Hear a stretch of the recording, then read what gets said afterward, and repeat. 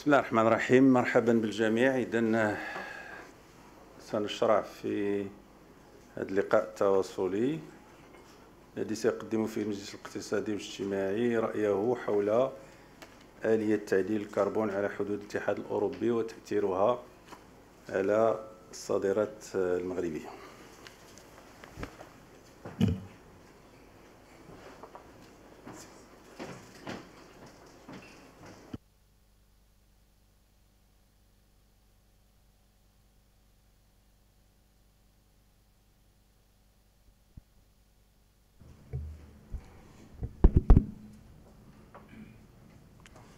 سيادات والسادة ممثلو القطاعات الوزارية والمؤسسات العمومية والهيئات الوطنية والدولية ومنظمات المجتمع المدني، كل باسمه وصفته.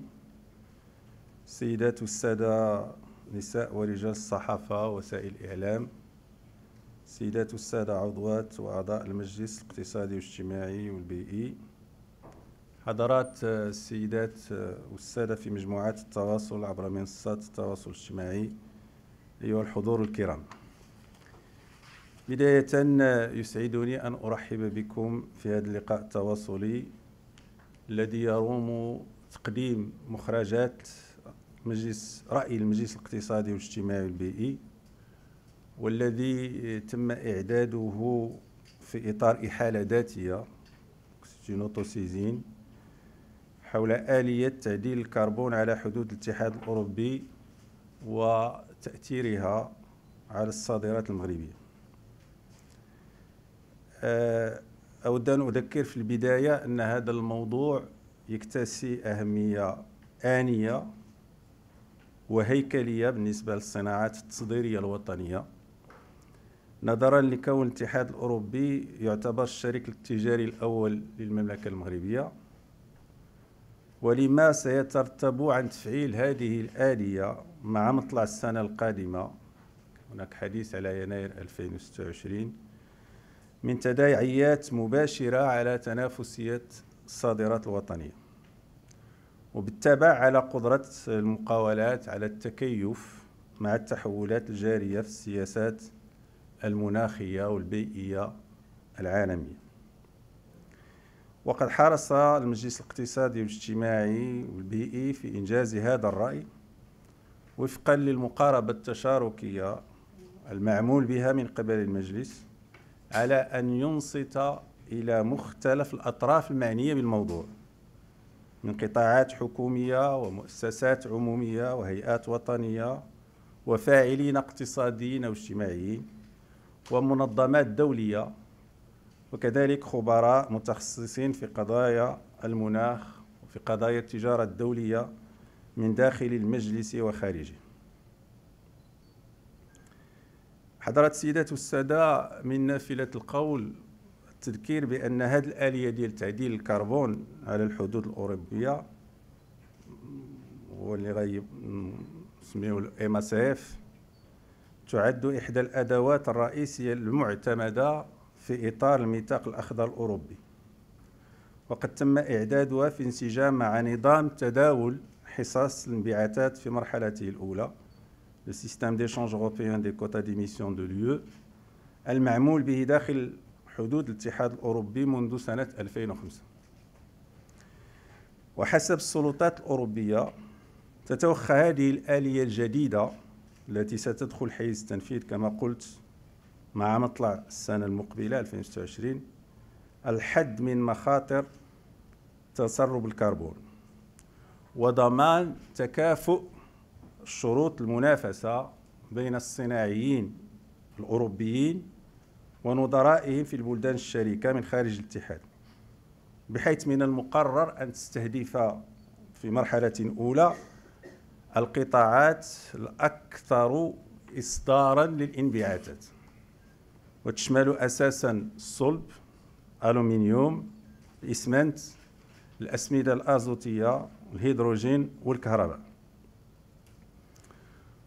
وبموجب هذه الآلية ستتحمل الصادرات الموجهة إلى السوق الأوروبية كلفة الانبعاثات الناجمة عن إنتاجها، وذلك على نحو مماثل للتحملات المالية والتقنية التي يخضع لها الصناعيون الأوروبيون في إطار نظام تداول حصص انبعاثات، وهو ما يعتبره بعض الشركاء التجاريين للاتحاد الأوروبي، أقول بعض الشركاء التجاريين للاتحاد الأوروبي، حاجزا جمركيا كربونيا أمام الولوج إلى السوق الأوروبية، أكثر منه أداة بيئية يروم بلوغ الحياد الكربوني.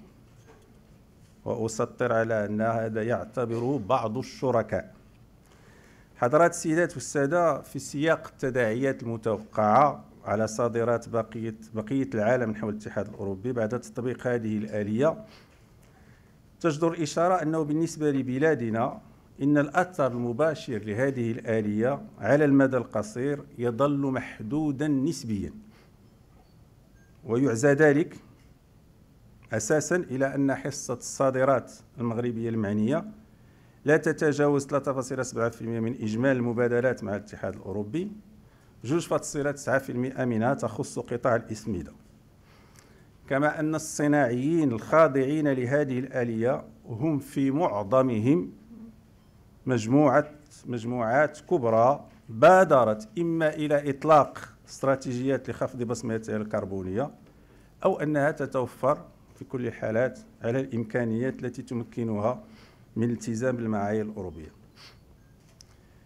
غير أن هذا الوضع قد يتغير لاحقا إذا ما قرر الاتحاد الأوروبي، كما سبق أن أعلن عن ذلك، توسيع نطاق تطبيق الآلية على المدى المتوسط ليشمل منتجات إضافية وكذا الانبعاثات غير المباشرة والمنتجات المصنعة، وهو ما قد يترتب عنه اتساع قاعدة الصادرات المغربية الخاضعة للآلية الجمركية، وما سيكون له من انعكاسات على القدرة التنافسية لقطاعات رئيسية في اقتصادنا الوطني من قبيل صناعة السيارات والفلاحة والسياحة وصناعة الطيران. علاوة على ذلك، تجدر الإشارة إلى أن هناك توجها لبعض الشركاء التجاريين للمغرب لاعتماد آليات كربون مماثلة، وهو مما من شأنه أن يزيد من حدة الضغوط على الصادرات الوطنية ويؤثر على مستويات تنافسيتها في أسواق أخرى خارج الاتحاد الأوروبي. حضرات السيدات والسادة، أمام هذه التحديات الحالية والمستقبلية وما قد تنطوي عليه من فرص لتسريع الانتقال منخفض الكربون للاقتصاد الوطني، طرحنا مع الفاعلين الذين تم الإنصات إليهم على مدى أسابيع وشهور عددا من الانشغالات ذات الصلة التي يمكن إجمالها في موضوعين أساسيين هما: كيف تستعد بلادنا ولا سيما القطاعات الإنتاجية المعنية لمواجهة هذه التحولات، وما هي الإجراءات التي تم اتخاذها لمواكبة دخول آلية تعديل الكربون الأوروبية حيث تنفيذ. وفي هذا الصدد يجدر التذكير بأن المغرب قد انخرط منذ سنوات في تنزيل سياسات طموحة في مجالات البيئة والطاقة والصناعة تهدف إلى تطوير صناعة منخفضة الكربون وتقليص انبعاثات الغازات الدفيئة من أجل بلوغ الحياد الكربوني في أفق سنة 2050. ويرتكز هذا التوجه على وجه الخصوص على الاستراتيجية الوطنية منخفضة الكربون في شقيها الكيفي والكمي، التي تتضمن تدابير استباقية من شأنها مواكبة آلية تعديل الكربون على الحدود الأوروبية والتخفيف من آثارها على الصناعات المصدرة. كما تؤكد هذه الاستراتيجية على الإرساء التدريجي لضريبة وطنية على الكربون وعلى تطوير سوق وطنية للكربون بما يتوافق مع المعايير الدولية. وبالموازاة مع ذلك، بادرت السلطات العمومية منذ الإعلان عن هذه الآلية سنة 2023 إلى إطلاق سلسلة من المبادرات والمشاريع الرامية إلى مواكبة الصناعيين في تكييف صادراتهم مع المتطلبات التقنية والبيئية الجديدة. وأمام هذه الجهود المبذولة على المستويين الاستراتيجي والإجرائي، يلاحظ حسب إفادات الفاعلين الذين تم الإنصات إليهم أنه ما تزال هناك تحديات رئيسية ينبغي رفعها لضمان تكيف النسيج الصناعي الوطني على النحو الأمثل مع متطلبات هذه الآلية. ذلك أن عددا من الأوراش المهيكلة المرتبطة بالانتقال نحو اقتصاد منخفض الكربون في أفق الوصول إلى الحياد الكربوني إلى نوتراليتي الكربون من قبيل توسيع نطاق الولوج إلى الكهرباء المنتجة من مصادر متجددة، لا سيما على مستوى الجهد المتوسط لا موين تونسيون، وتقليص الاعتماد على الطاقات الأحفورية ذات الانبعاثات المرتفعة، لا تزال في حاجة إلى تسريع وتيرة تنفيذها بما ينسجم مع متطلبات التنافسية التي تفرضها الآلية المذكورة. كما أن كلفة تحديث أدوات الإنتاج لدمج حلول منخفضة الكربون ما تزال مرتفعة حسب الصناعيين الوطنيين، وخاصة بالنسبة للمقاولات الصغرى والمتوسطة. وعلاوة على ذلك هناك تحديات متعلقة بالخصائص المسجل في الموارد البشرية والخبرات التقنية المتخصصة في مجال تحديد انبعاثات الغازات الدافئة، في مجال قياس انبعاثات الغازات الدافئة وفق المعايير الأوروبية. أيها السيدات والسادة، انطلاقا من هذا التشخيص الذي تتقاسمه مختلف الأطراف المعنية، يؤكد المجلس الاقتصادي والاجتماعي والبيئي على أهمية اعتماد في المبتدأ مقاربة مندمجة ومنسقة تمكن من تعزيز جاهزية المصدرين الوطنيين بشكل فعال للمتطلبات التي تفرضها الآلية الأوروبية على حدودها، وتسريع إزالة الكربون من القطاعين الطاقي والصناعي في إطار الاستراتيجية الوطنية منخفضة الكربون في أفق 2050. كما تشمل هذه المقاربة تعبئة التمويلات اللازمة وتعزيز القدرات التقنية والمؤسساتية لبلادنا مع تطوير التعاون الإقليمي والدولي مع الشركاء التجاري المغرب. ويتمثل هذا الطموح المنشود على المدى البعيد في تمكين المملكة المغربية من التموقع كقاعدة لصناعة وتصدير المنتجات منخفضة الكربون بما يتوافق مع التزاماتها الوطنية بخفض معدلات انبعاثات الغازات الدافئة مع المعايير الدولية ذات الصلة. وتأسيسا على هذه الرؤية بلور المجلس عدد من التوصيات سأكتفي هنا بعرض خطوطها العريضة على أن يتولى السيد أمين منير العلوي عضو اللجنة المكلفة بالقضايا الاقتصادية والمشاريع الاستراتيجية ومقرر هذا الموضوع تقديم عرض أوفى لمجمل المقترحات التي جاءت في هذا الرأي.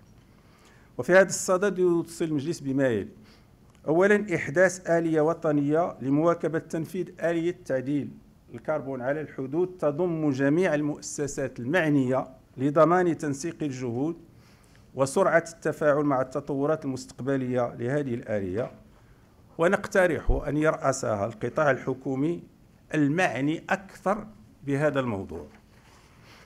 إحداث صندوق خاص لدعم ومواكبة المقاولات الصغيرة والمتوسطة، لا سيما تلك المصدرة للاتحاد الأوروبي، بهدف يهدف إلى تخفيف من كلفة إنجاز حصيلة انبعاثاتها الكربونية وفقا لمتطلبات آلية تعديل الكربون على حدود الاتحاد الأوروبي، ودعم استثماراتها الموجهة إلى إزالة الكربون من منشآتها الصناعية.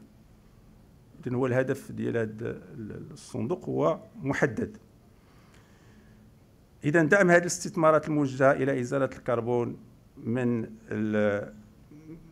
حقيقة ماشي من المنشآت الصناعية، من الأنماط الصناعية، من لي بروسيدي اندستريال، وتعزيز قدرتها التنافسية داخل السوق الأوروبية. ثم إحداث مسارات تكوينية متخصصة لتطوير الكفاءات في احتساب الحصيلة الكربونية على المستوى الجامعي والتكوين المهني والتكوين المستمر. تسريع استخدام الطاقات المتجددة على الصعيد الوطني وضمان ولوج جميع المقاولات إلى الكهرباء الخضراء مع تتبع دقيق لمسار التزويد لا سيما على مستوى الجهد المتوسط.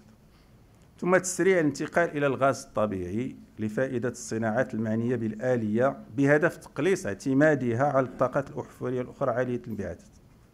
وربما هناك قائل يقول راه الغاز الطبيعي حتى هو مصدر أحفوري، صحيح وما من المصادر الأحفورية، لكنه مصدر أحفوري أقل تلويثا من المصادر الأحفورية الأخرى كالفحم الحجري.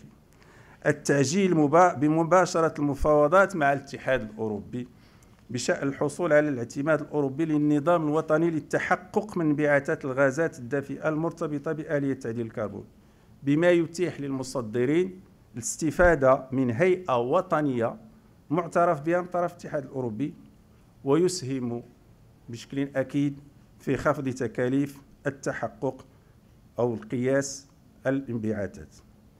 إنجاز دراسات معمقة بتشاور مع جميع الأطراف المعنية حول تأثير أدوات تسعير الكربون المختلفة، ضريبة الكربون أو نظام تداول حصص الانبعاثات، قصد استباق انعكاساتها على الاقتصاد الوطني وعلى تنافسية الصادرات.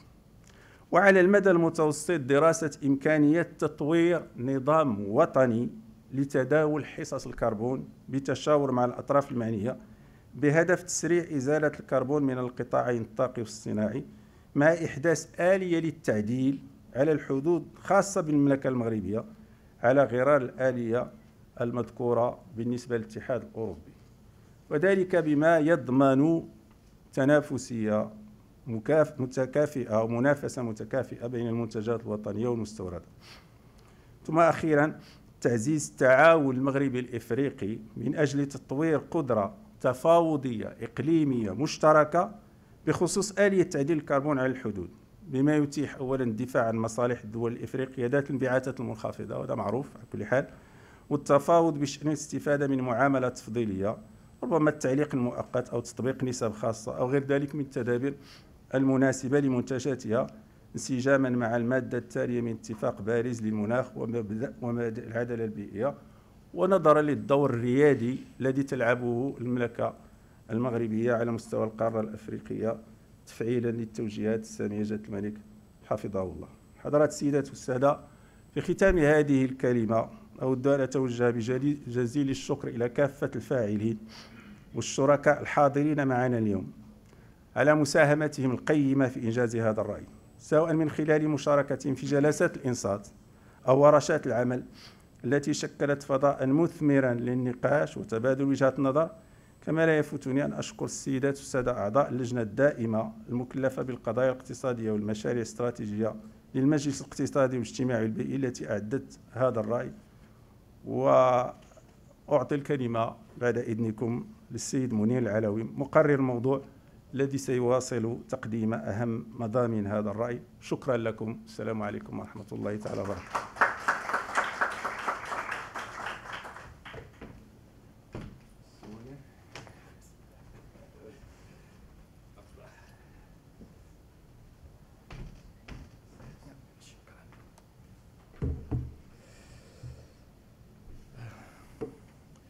صباح الخير الحضور الكريم.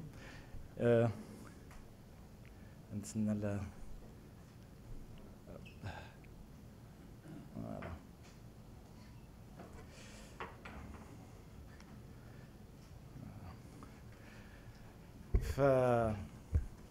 شكرا سيد الرئيس، شكرا للحضور الكريم.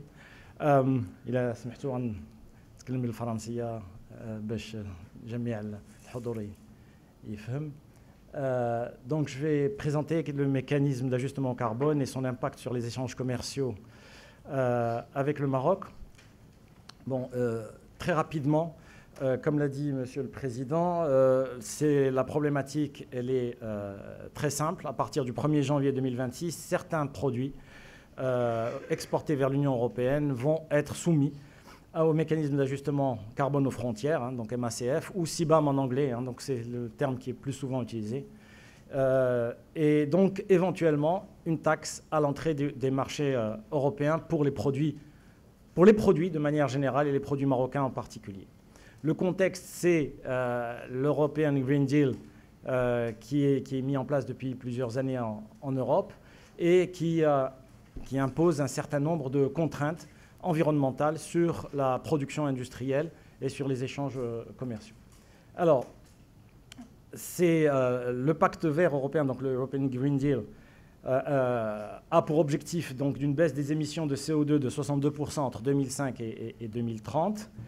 Et il a créé de facto un marché des émissions de CO2. Je vais revenir beaucoup plus en détail sur cet aspect-là. par la suite. Voilà.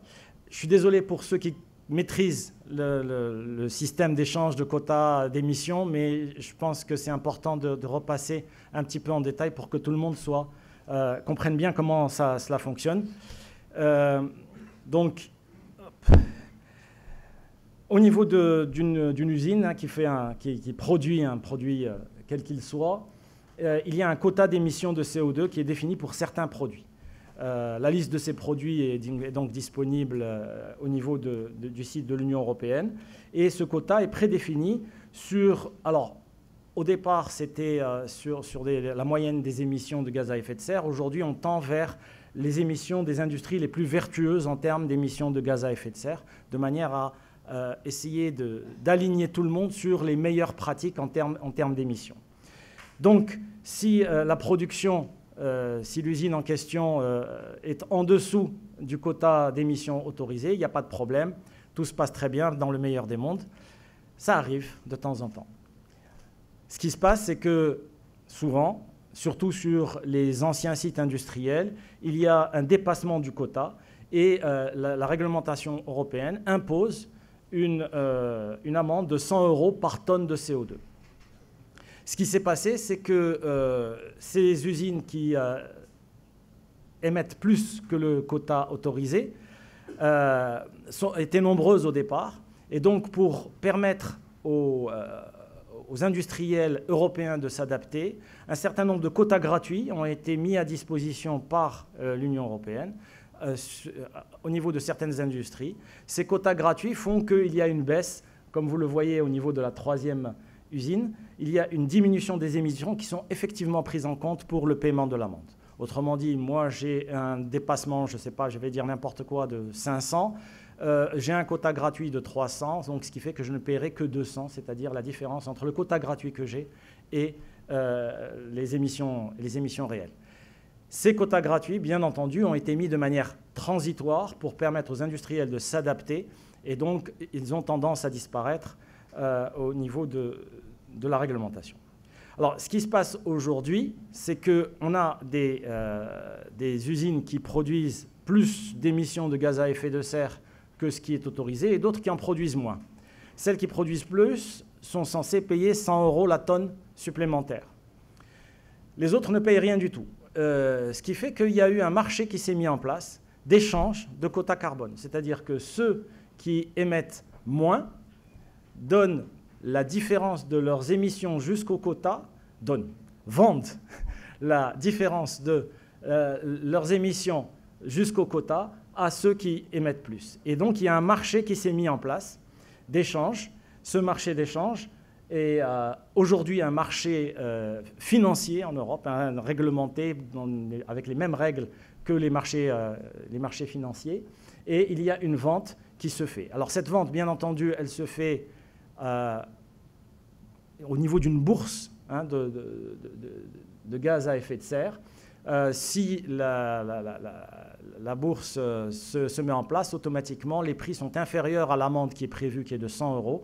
Aujourd'hui, les échanges se font autour de 70 € la tonne entre les industriels. Donc, ceux qui polluent plus, on va dire, ne vont payer que 70 € la tonne, et ceux qui sont vertueux gagnent de l'argent qui leur permet d'être éventuellement encore plus vertueux ou faire autre chose. Donc, comme je l'ai dit, c'est un produit financier géré en tant que tel avec les mêmes réglementations que tous les produits financiers qui sont en Europe. Alors, dans ce contexte, les entreprises extra-européennes qui sont polluantes ne sont pas contraintes par cette réglementation puisqu'elles sont en dehors de l'Union européenne. Donc, il n'y a aucune incitation à améliorer le bilan carbone de ces entreprises. On n'oublie pas qu'au départ, tout ceci est fait en Europe pour diminuer l'empreinte carbone de l'Europe, de manière générale. Donc, on est dans cette orientation. Donc, l'idée, c'est que les produits qui sont importés en Europe, s'ils polluent plus que nécessaire, vont à l'encontre de cette politique. Donc, les produits importés et consommés en Europe vont augmenter le bilan carbone de l'Europe, même si les produits ne sont pas produits en Europe. Donc il y a nécessité de motiver les industriels hors Union européenne pour que lorsqu'ils exportent vers l'Europe, ils soient dans les mêmes conditions que les industriels européens. Donc ça, ce sont les contraintes environnementales. Mais au-delà des contraintes environnementales, il y a des contraintes concurrentielles, financières. Les entreprises européennes polluantes payent des excédents d'émissions, ce qui n'est pas le cas des entreprises hors Union européenne. Donc il y a un déséquilibre avec les entreprises extra-européennes qui ne payent rien du tout. Le risque, c'est quoi? C'est que les industriels européens vont délocaliser toute leur production polluante à l'étranger. Et donc, le résultat global, en fait, qui était attendu, qui est de baisser les émissions de gaz à effet de serre et donc d'avoir une empreinte carbone de l'Union européenne qui soit celle qui est souhaitée à 2030, on ne va pas l'atteindre parce qu'il va y avoir cette délocalisation. Donc, l'idée, c'est qu'il faut absolument un mécanisme d'ajustement. Ce qui se passe à l'étranger et qui rentre en Europe doit avoir une incitation pour être un petit peu dans le même cadre que l'Union européenne. C'est très important de mentionner ça de cette manière, parce que beaucoup de gens parlent de taxes. Il ne s'agit pas d'une taxe, il s'agit d'un mécanisme d'ajustement. C'est-à-dire que celui qui ne pollue pas va rentrer en Europe sans rien payer du tout. Hein, c'est celui qui pollue qui éventuellement entrera en Europe en payant. Donc, le MACF, comment il fonctionne? Ce sont les importateurs européens des produits concernés qui doivent s'acquitter du coût équivalent à celui que les producteurs auraient à payer s'ils étaient en Europe. Donc ce ne sont pas, c'est très important aussi à retenir parce que quelquefois il y a incompréhension là-dessus, ce ne sont pas les exportateurs, par exemple marocains, qui vont payer quoi que ce soit. Les exportateurs marocains ne payent rien.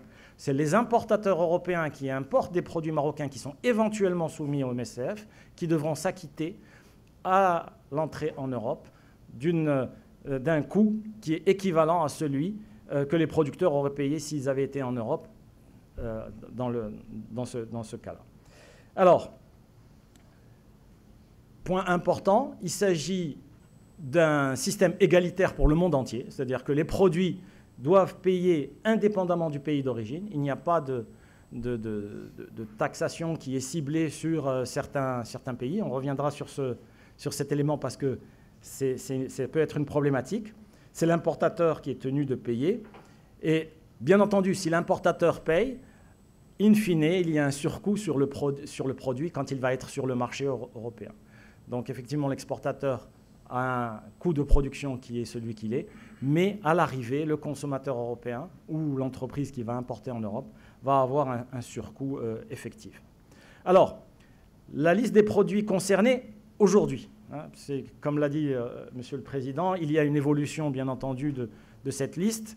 Aujourd'hui, c'est une sous-liste des produits qui sont soumis au SEQE, pardon, il y a une erreur dans le slide.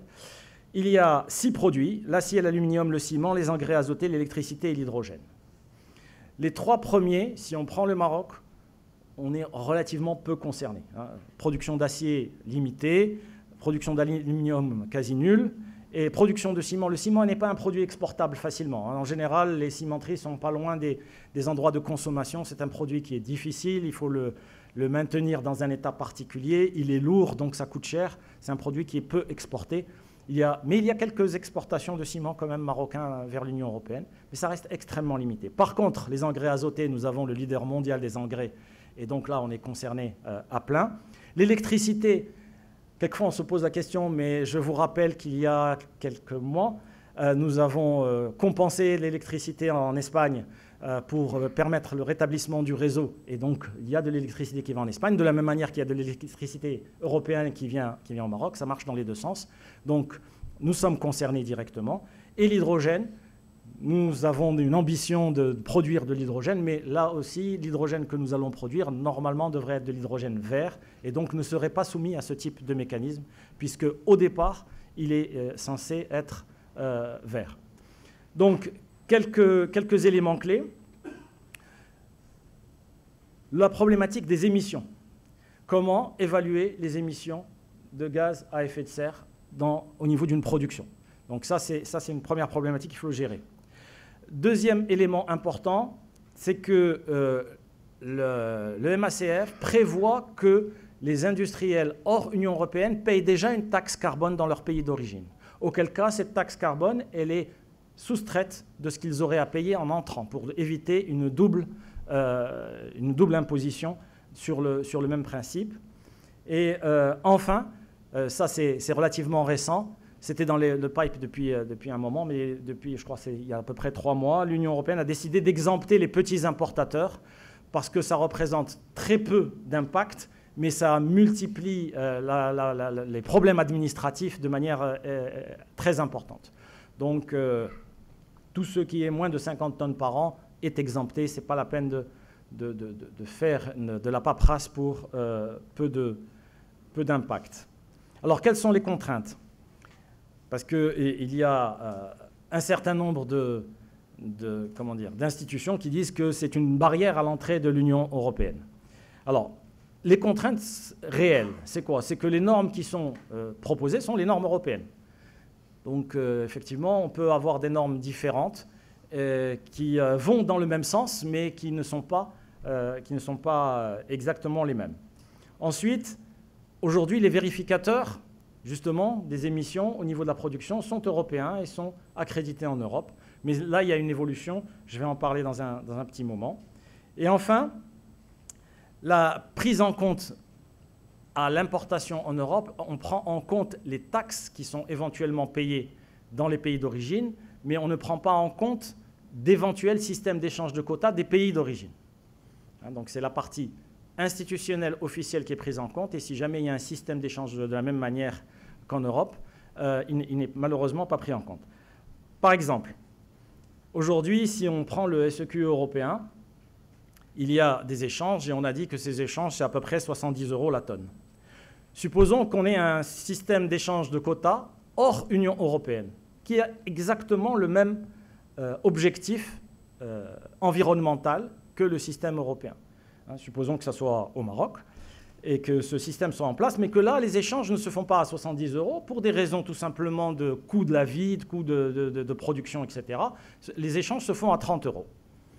Le résultat environnemental est strictement identique. Mais il y a une différence financière. La différence financière peut être significative en fonction de la différence qu'il y aurait au niveau des prix. Et auquel cas, si jamais on doit payer cette différence à l'entrée au niveau Union européenne, on n'est plus du tout sur un système environnemental. On est sur un système financier, payer une compensation financière sur ce que payent les entreprises européennes et non pas sur des problèmes d'émissions de gaz à effet de serre. J'espère que c'est suffisamment clair.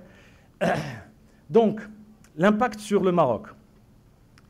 Comme vous le savez, comme cela a été rappelé, le principal partenaire commercial du Maroc, c'est l'Union européenne. Ce sont les 2 tiers des échanges commerciaux à peu près.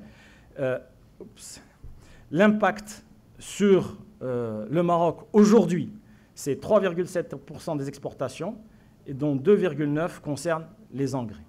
Donc, en pratique, une entreprise qui est très structurée, très organisée, qui est capable de faire tout le travail nécessaire, y compris le travail de suivi. De manière générale, quand on parle d'électricité, de production d'hydrogène ou de production d'engrais, on parle de grosses entreprises qui sont structurées, qui sont organisées, etc., et qui ont les moyens de faire le suivi du MACF.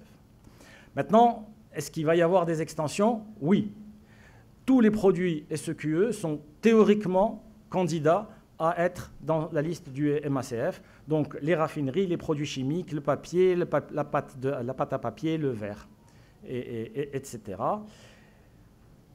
Plus important et plus impactant, ce sont les émissions indirectes, autrement dit les intrants. Par exemple, au niveau des engrais, pour un exemple simple, pour produire les engrais, il faut de l'ammoniac. L'ammoniac, le Maroc l'importe.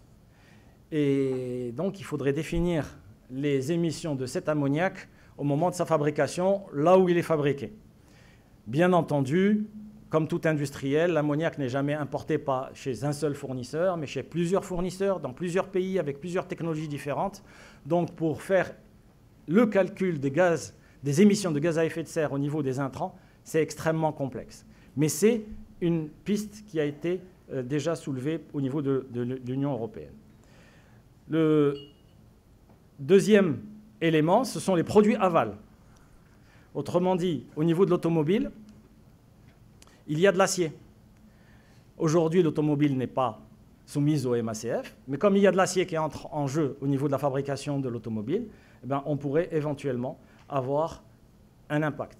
Alors, quelles émissions? Est-ce qu'il faudrait que pour chaque automobile construite, on ait la quantité d'acier? Et là aussi, l'acier peut avoir des origines diverses en fonction des prix du marché, etc., etc. Donc là, on a deux problématiques supplémentaires par rapport à la simple liste. C'est tout ce qui est émissions indirectes et produits aval. Si c'est mis en place, ça va être compliqué à gérer. Et ça risque là, à ce moment-là, d'impacter un certain nombre de nos industries qui aujourd'hui sont épargnées par le MACF européen. Les collègues de la Commission européenne sont là. Il y a un vrai problème de mise en œuvre de ces deux éléments, hein. Donc tout le monde est conscient que la mise en œuvre effective de la partie indirecte et de la partie produit aval est extrêmement complexe à mettre en œuvre. Il faudra des règles qui soient des règles utilisables et non pas excusez-moi l'expression, mais une usine à gaz qu'il va falloir gérer de manière... ça va coûter plus cher à la limite de gérer tout ça. Il y a le transport et le bâtiment qui vont arriver aussi, hein, donc, par la suite. Et là aussi, ça pourra avoir un impact beaucoup plus important sur nos industriels. Et surtout, comme je l'ai dit tout à l'heure, les premiers produits, ce sont les grosses entreprises qui sont capables de faire face. Là, on va avoir des PME. Hein, si on rentre au niveau, ne serait-ce que de l'automobile, le nombre de sous-traitants que nous avons, alhamdoulilah, parce que ça permet de créer énormément de richesses et d'emplois, le nombre de sous-traitants, ce sont essentiellement des PME, voire des TPE pour certaines pièces très particulières. Et donc là, l'impact sera beaucoup plus important. Maintenant, ce qu'il faut savoir, c'est que ce type de mécanisme est en train de se mondialiser au niveau international. Beaucoup de pays sont en train de mettre en place des mécanismes similaires. Donc, on a aujourd'hui un impact effectivement avec l'Union européenne, mais demain, on aura un impact avec... Alors, aux États-Unis, au Canada, c'est assez intéressant parce que ce sont les États qui décident et non pas au niveau du gouvernement central. Mais par exemple, au niveau de la Chine ou de l'Australie, de la Nouvelle-Zélande, du Japon, etc., on a un certain nombre de pays qui sont exactement dans la même tendance. Et comme nous le proposons également, c'est que si la taxe carbone se met en place au Maroc, lorsqu'elle se mettra en place, il faudra qu'on mette en place un mécanisme d'ajustement. Il n'est pas normal que les industriels marocains payent quelque chose et que les importations du même produit soient exemptées de cette taxe. Alors, en termes de préparation au MACF, les auditions que nous avons faites ont montré que nous avons un degré de préparation relativement important, puisque de manière générale, et je vais revenir par la suite, nous avons une stratégie nationale bas carbone qui est déjà en route et qui a permis de mettre en place un certain nombre d'instruments qui aident à la préparation. Hein, donc, en particulier au niveau du calcul des émissions de gaz à effet de serre, au niveau local, on a un certain nombre d'institutions qui ont déjà travaillé là-dessus, qui coopèrent et qui ont mis en place des outils de calcul, en particulier celui de la Fondation Mohamed VI pour la protection de l'environnement, qui est un instrument de calcul, un outil de calcul qui est disponible gratuitement pour tout le monde et qui fonctionne bien et qui donne des résultats tout à fait intéressants et qui est dans la bonne direction. Alors, le travail qui est en cours là au niveau de l'ONE et des producteurs, distributeurs d'électricité, c'est tout ce qui est origine de l'électricité, qui pose problème aujourd'hui au niveau des PME. Alors, les grandes entreprises, c'est autre chose parce qu'il y a une différence entre haute tension, moyenne tension et basse tension. Au niveau de la haute tension, on sait à peu près d'où vient l'électricité. Par contre, au niveau de la moyenne tension, non. Donc, je peux avoir une usine en tant que PME qui soit parfaitement verte, mais si je ne peux pas prouver que l'électricité que j'utilise est d'origine verte, je vais avoir un impact carbone que je ne maîtrise pas et qui est là. Donc ça, c'est un élément sur lequel il y a un travail actuellement et qui devrait être résolu d'ailleurs assez rapidement. Il y a des outils de sensibilisation, hein, donc en particulier, la CGEM a mis en place un guide de décarbonation. Il y a une plateforme de décarbonation au niveau de l'Union européenne, de la Banque européenne d'investissement. Donc il y a des outils qui sont disponibles et que les gens utilisent aujourd'hui. Et au niveau du développement du MACF européen, le Maroc est observateur au niveau de l'Union européenne. Donc on a des informations en amont. Maintenant, la diffusion de ces informations n'est pas toujours aussi efficace qu'on le souhaiterait. Alors, les contraintes. On peut estimer que c'est une barrière tarifaire dans certains cas, mais comme je vous l'ai dit, il s'agit de quelque chose qui est globalisé et qui a un impact pour tout le monde. uniquement si on dépasse les émissions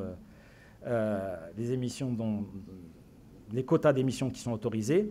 C'est quand même quelque chose qui est pensé et réalisé par l'Union européenne en fonction des industriels européens et en fonction de l'environnement européen. Donc on ne prend pas en compte les pays les moins avancés qui, comme d'habitude, sont doublement impactés. D'une part, ils n'ont rien pollué du tout, les pauvres, et d'autre part, ils doivent payer en plus quand ils veulent rentrer sur certains marchés. Donc on a une injustice, hein, ça a été cité tout à l'heure, hein, l'accord de Paris avait prévu un minimum de justice environnementale.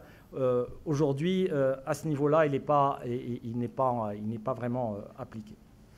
Alors, au niveau des défis, c'est un système qui est complexe. Hein, donc là, j'ai essayé de résumer, de condenser tout ce qu'on a appris pendant plusieurs mois de travail. Et je vous assure qu'au départ, ce n'était pas évident. C'est un système qui est complexe. Alors, quand on rentre dans les calculs, etc., c'est encore plus complexe. Donc ça, c'est au niveau du capital humain, il faut qu'on ait des gens qui soient experts dans ce sens. Donc, développement de compétences, c'est indispensable. Et là, il faut faire de la formation. C'est quelque chose de nouveau qui est nécessaire. Donc, le capital humain doit absolument être boosté pour pouvoir faire face à ce système. Au niveau des coûts, pour les industriels en particulier, il faut faire le bilan carbone. Donc ça coûte de l'argent, hein, puisqu'il faut avoir un expert qui va venir, qui va faire ce bilan carbone. En plus, il faut que ce soit un expert, si j'exporte en Europe, qui soit accrédité en Europe. Donc ce sont des cabinets européens, donc il faut payer un certain nombre de frais. D'abord, il faut payer des coûts qui ne sont pas les coûts des cabinets marocains, et ensuite, il faut payer les frais supplémentaires. C'est un coût important. Et l'adaptation de l'outil industriel marocain. Là aussi, quelque part, il y a un déséquilibre, puisque au niveau de l'Union européenne, il y a un certain nombre d'instruments financiers qui permettent aux industriels européens de se mettre à niveau, que nous n'avons pas chez nous, ni chez nous d'ailleurs, ni dans beaucoup d'autres pays.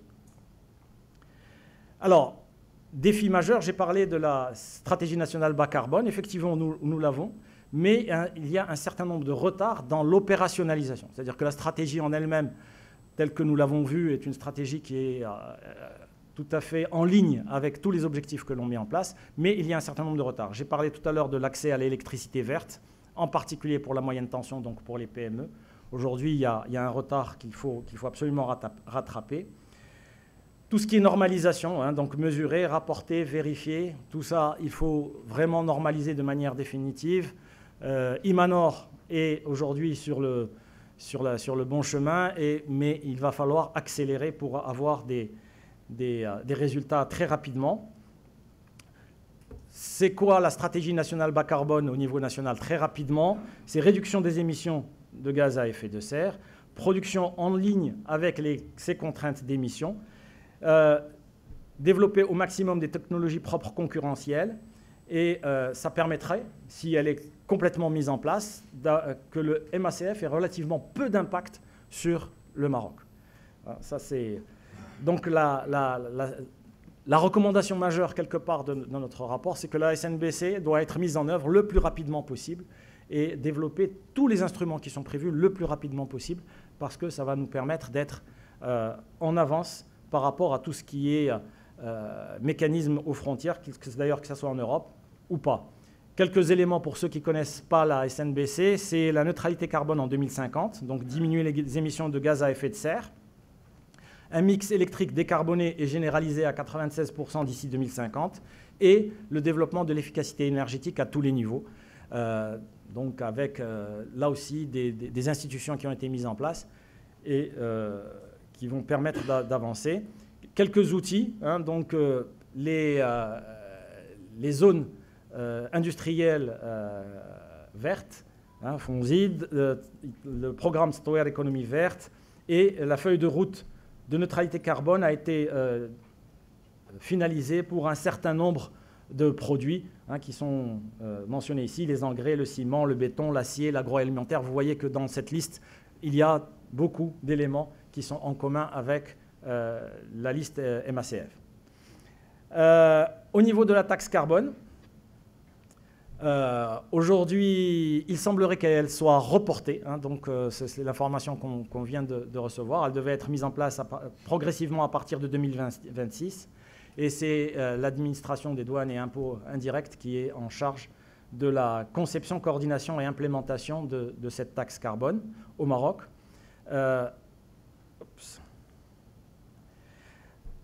Juste deux, trois éléments de manière générale, bon, indépendamment de la date de mise en œuvre, ce qui nous a beaucoup intéressé et qui est très important à retenir, c'est la philosophie avec laquelle elle va être introduite au Maroc.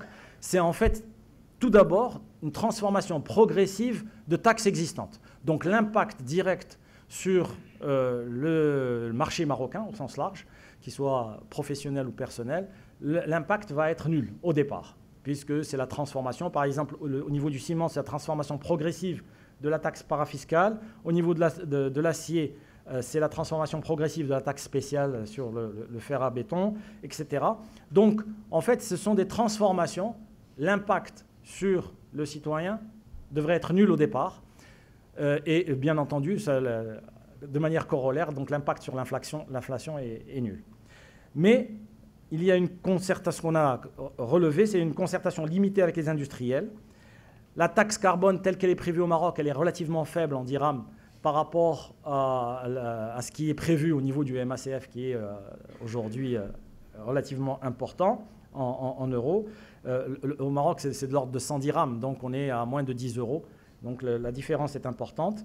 Et il faudrait une vision globale sur la taxation carbone et ses effets et son impact sur l'environnement au Maroc. Et ce travail doit être absolument fait au niveau de l'ensemble des parties prenantes. J'étais peut-être un petit peu long. J'arrive à la vision et aux recommandations, hein, donc la partie la production de notre conseil. Alors, au niveau de la vision, c'est très simple, c'est transformer la contrainte réglementaire du MACF en opportunité stratégique pour renforcer la compétitivité industrielle du Royaume et accélérer sa transition bas carbone grâce à une démarche intégrée et coordonnée des différentes parties prenantes. Donc, effectivement, le MACF peut être vu de manière positive ou négative, hein, c'est toujours le verre à moitié plein ou à moitié vide.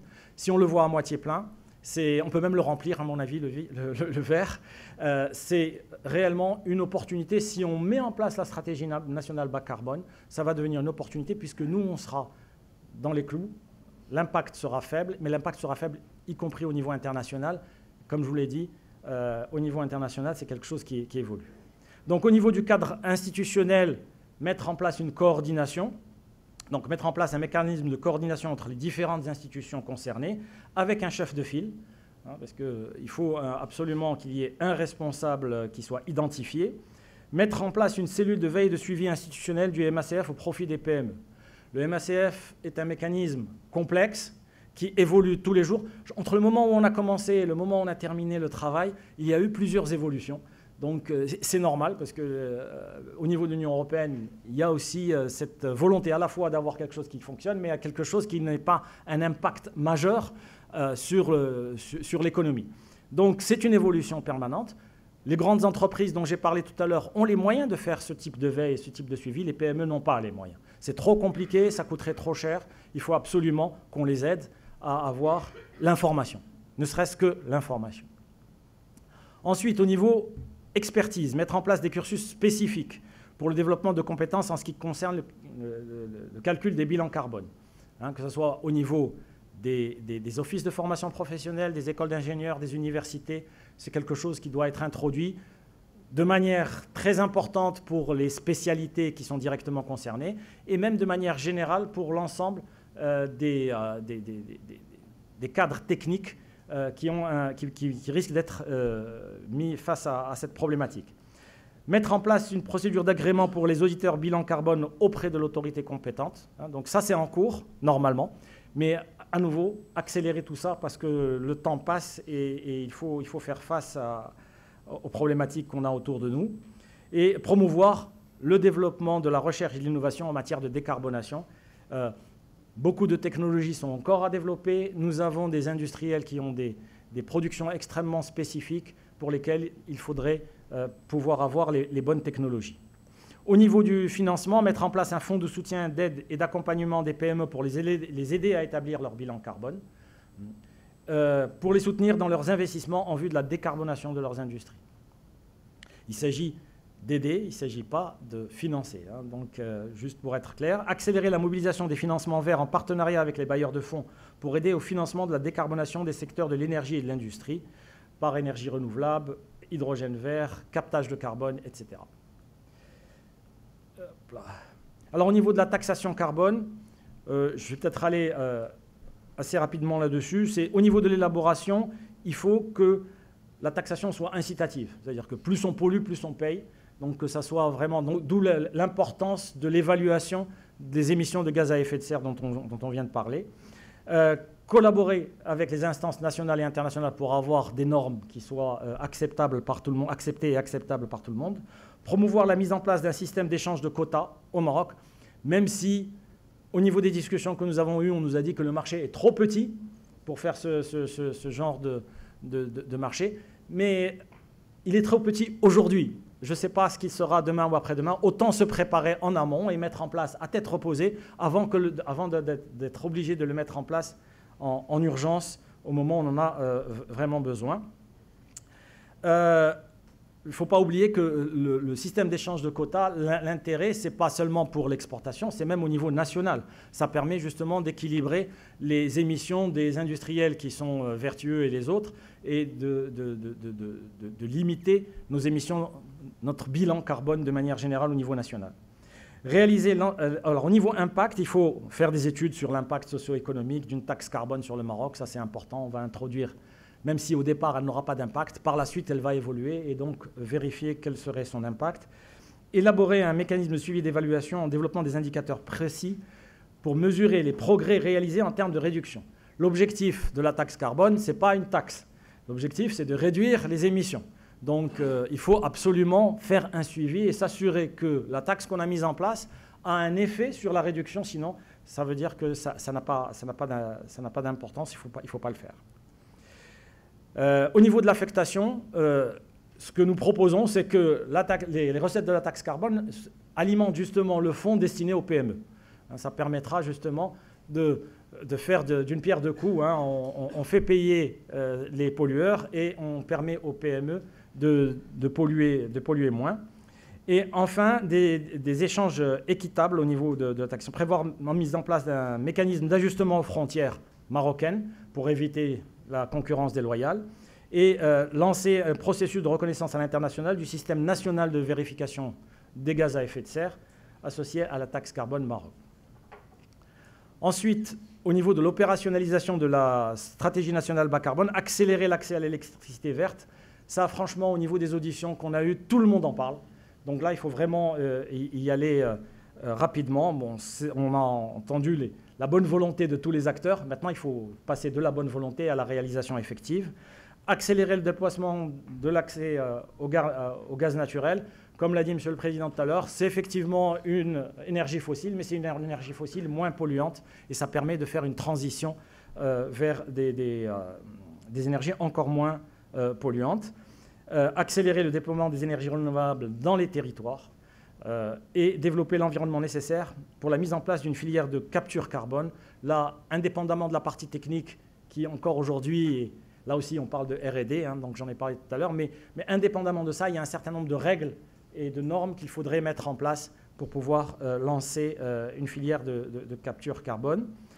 Organiser des campagnes d'information, de sensibilisation des industriels et du grand public afin de favoriser une transition vers un environnement décarboné accepté.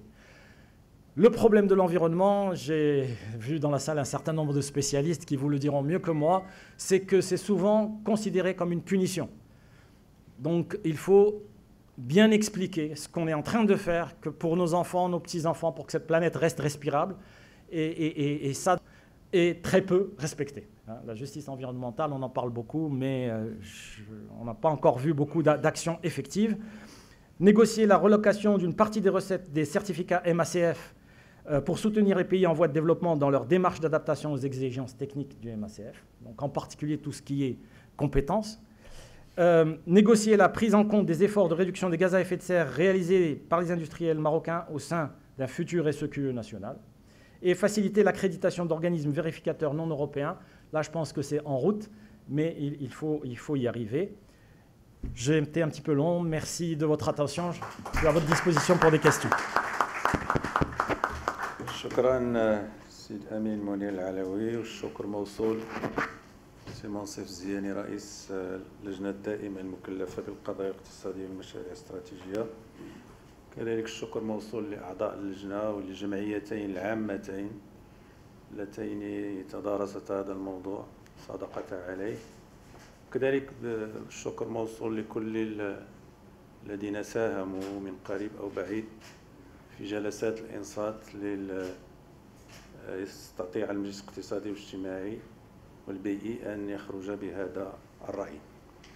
إذن سنفتح باب الحوار للأسئلة والتدخلات والتصويبات إن كان من تصويبات. فقط أرجو من السيدات والسادة الذين سيتدخلون أن يعرفوا بأسمائهم وبالمؤسسات التي ينتمون إليها. وبطبيعة الحال الاقتضاب في التدخل محبب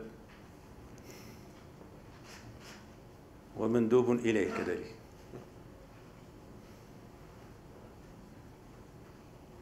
بطبيعة الحال التدخل باللغات مفتوح، لأن ليس هناك إكراه لغوي معين.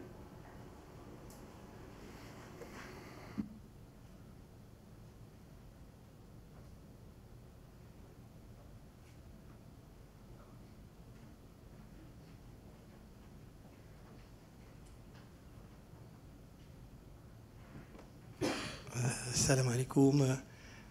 Mohamed Baraoui, je suis directeur du climat et de la diversité biologique au ministère de la Transition énergétique et du développement durable. Tout d'abord, je tiens à remercier l'honorable Conseil pour cet avis, pour cette étude qui constitue et va constituer une référence par rapport à cette thématique qui est d'actualité et constitue une préoccupation principale pour notre pays. Là, la présentation est consistante, surtout les recommandations. Ils ont présenté les points importants dans le processus, comment gérer comment traiter et gérer les différentes contraintes par rapport à ce mécanisme européen. J'aimerais bien revenir sur la dimension gouvernance, parce que là, c'est un élément très important à notre sens. J'aimerais bien rappeler que le Maroc est doté déjà d'une instance, d'une grande machine qui est la Commission nationale du changement climatique et de la diversité biologique.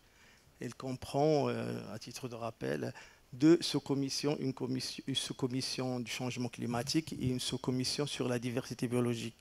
Et la sous-commission du changement climatique comprend 4 groupes de travail. Des groupes de travail qui comprennent des experts, des représentants des différents départements. Nous avons là le groupe de travail sur l'atténuation, notamment la décarbonation. Nous avons un groupe de travail sur la finance climat. Nous avons un groupe de travail sur l'adaptation et puis un groupe de travail sur la négociation à l'international.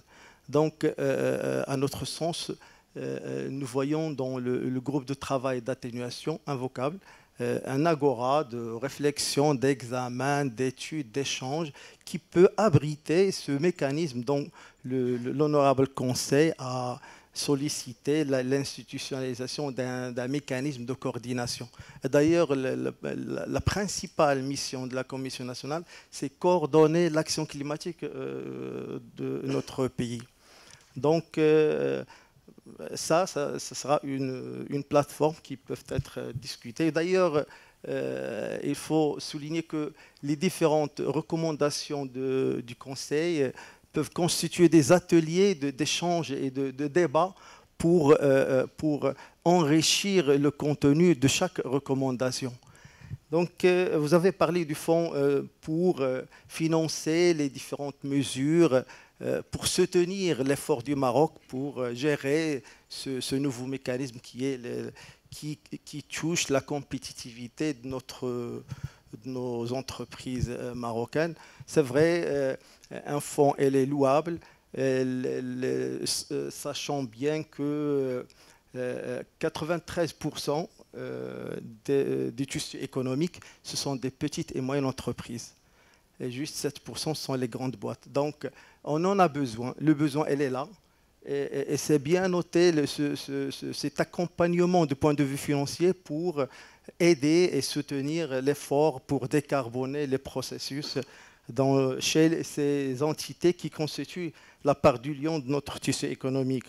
Mais il faut noter que l'expérience a montré que des fonds, lorsqu'ils sont institutionnalisés, ils doivent être opérationnalisés. C'est une condition sine qua non. Les procédures, les processus, les critères, l'instance de gouvernance. Donc, ce sont des dimensions qui peuvent être développées pendant les ateliers pour en parler de plus. J'aimerais bien soulever un point qui est très important, c'est la préparation de notre pays pour minimiser l'impact négatif de ce mécanisme européen par rapport à notre tissu économique et s'inscrire dans la vision qui est très très importante, la vision de voir dans ce CBAM non pas des contraintes mais des opportunités pour décarboner l'économie, pour assurer un développement durable qui est en harmonie avec la tendance et l'orientation des instances internationales. Là, je parle de la nécessité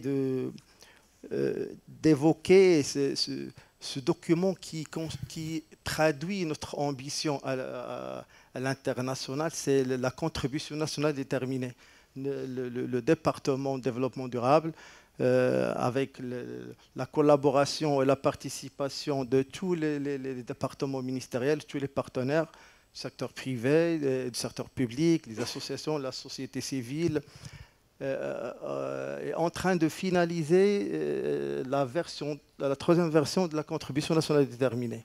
Et cette version-là, elle présente un certain nombre de spécificités, notamment la principale spécificité, c'est d'ailleurs l'approche qu'elle a adoptée. Elle a adopté une approche participative, comme je l'ai mentionné, et elle a misé énormément sur la dimension décarboner l'économie. Précisément tripler l'effort en matière de l'utilisation de l'énergie renouvelable. Donc c'est un document qui est très important et qui, à mon sens, c'est vrai, il est en train d'être finalisé, il est prévu de le soumettre d'ici à la fin septembre, mais c'est un document de référence qui peut enrichir le document, l'avis du Conseil. Et,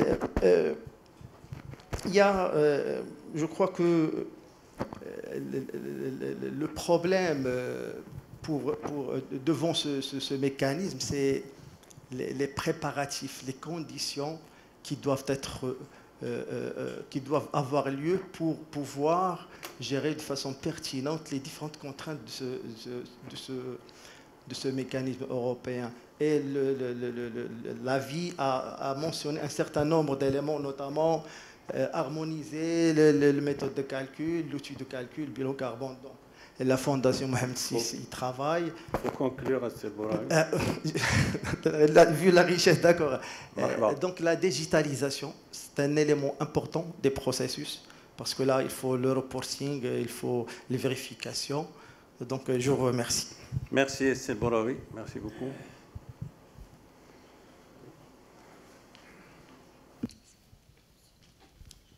السلام عليكم. ياسر بن عبد اللهوي، برنامج الأمم المتحدة الإنمائي.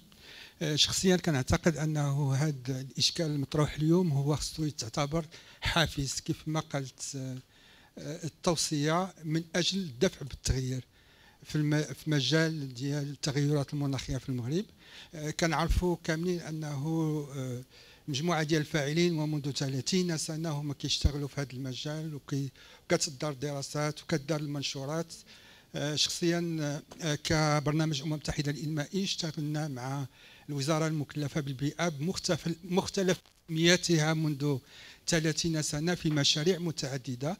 والحمد لله تكلمنا قبيل على القدرات البشرية، ولولا هذا العمل هذا لو كان ما كانش عندنا على الأقل الحد الأدنى في هذا المجال. صحيح أن القطاع الخاص خضع القطار متأخرا، ولكن كنعتبروا أنه بحال هذه الحالات هذه هي اللي كتفيقنا وكتخلينا أنه نشوفوا الأمور بطريقة مختلفة، وأنه تكون عندنا ماشي مشكل هذا اقتصادي فقط، بل مشكل بيئي عام ديال الكوكب بكامله. فبالتالي المنطق خصو يكون مقاربة شمولية وكاملة. كنعتبروا كذلك أنه المغرب ممكن أنه يكون أكثر منافسة في هذا المجال، بكون أنه المغرب ماشي دولة منتجة الطاقة الأحفورية، وبالتالي السياسات ديال الاعتماد على الطاقات المتجددة منذ سنوات هادو كاملين ممكن أنهم يكونوا. الاقتصاد تطور مؤخرا كذلك بقوة مع مجموعة ديال الأمور، هادو كلها أمور إيجابية بالنسبة للمغرب. فبالتالي عنده واحد القدرات ديال التنافسية. المسألة الأخرى واللي يجب أنه ننتبه لها في التقرير هو أنه المسألة ماشي هي فقط مقتصرة على التقنيات ديال احتساب الكربون.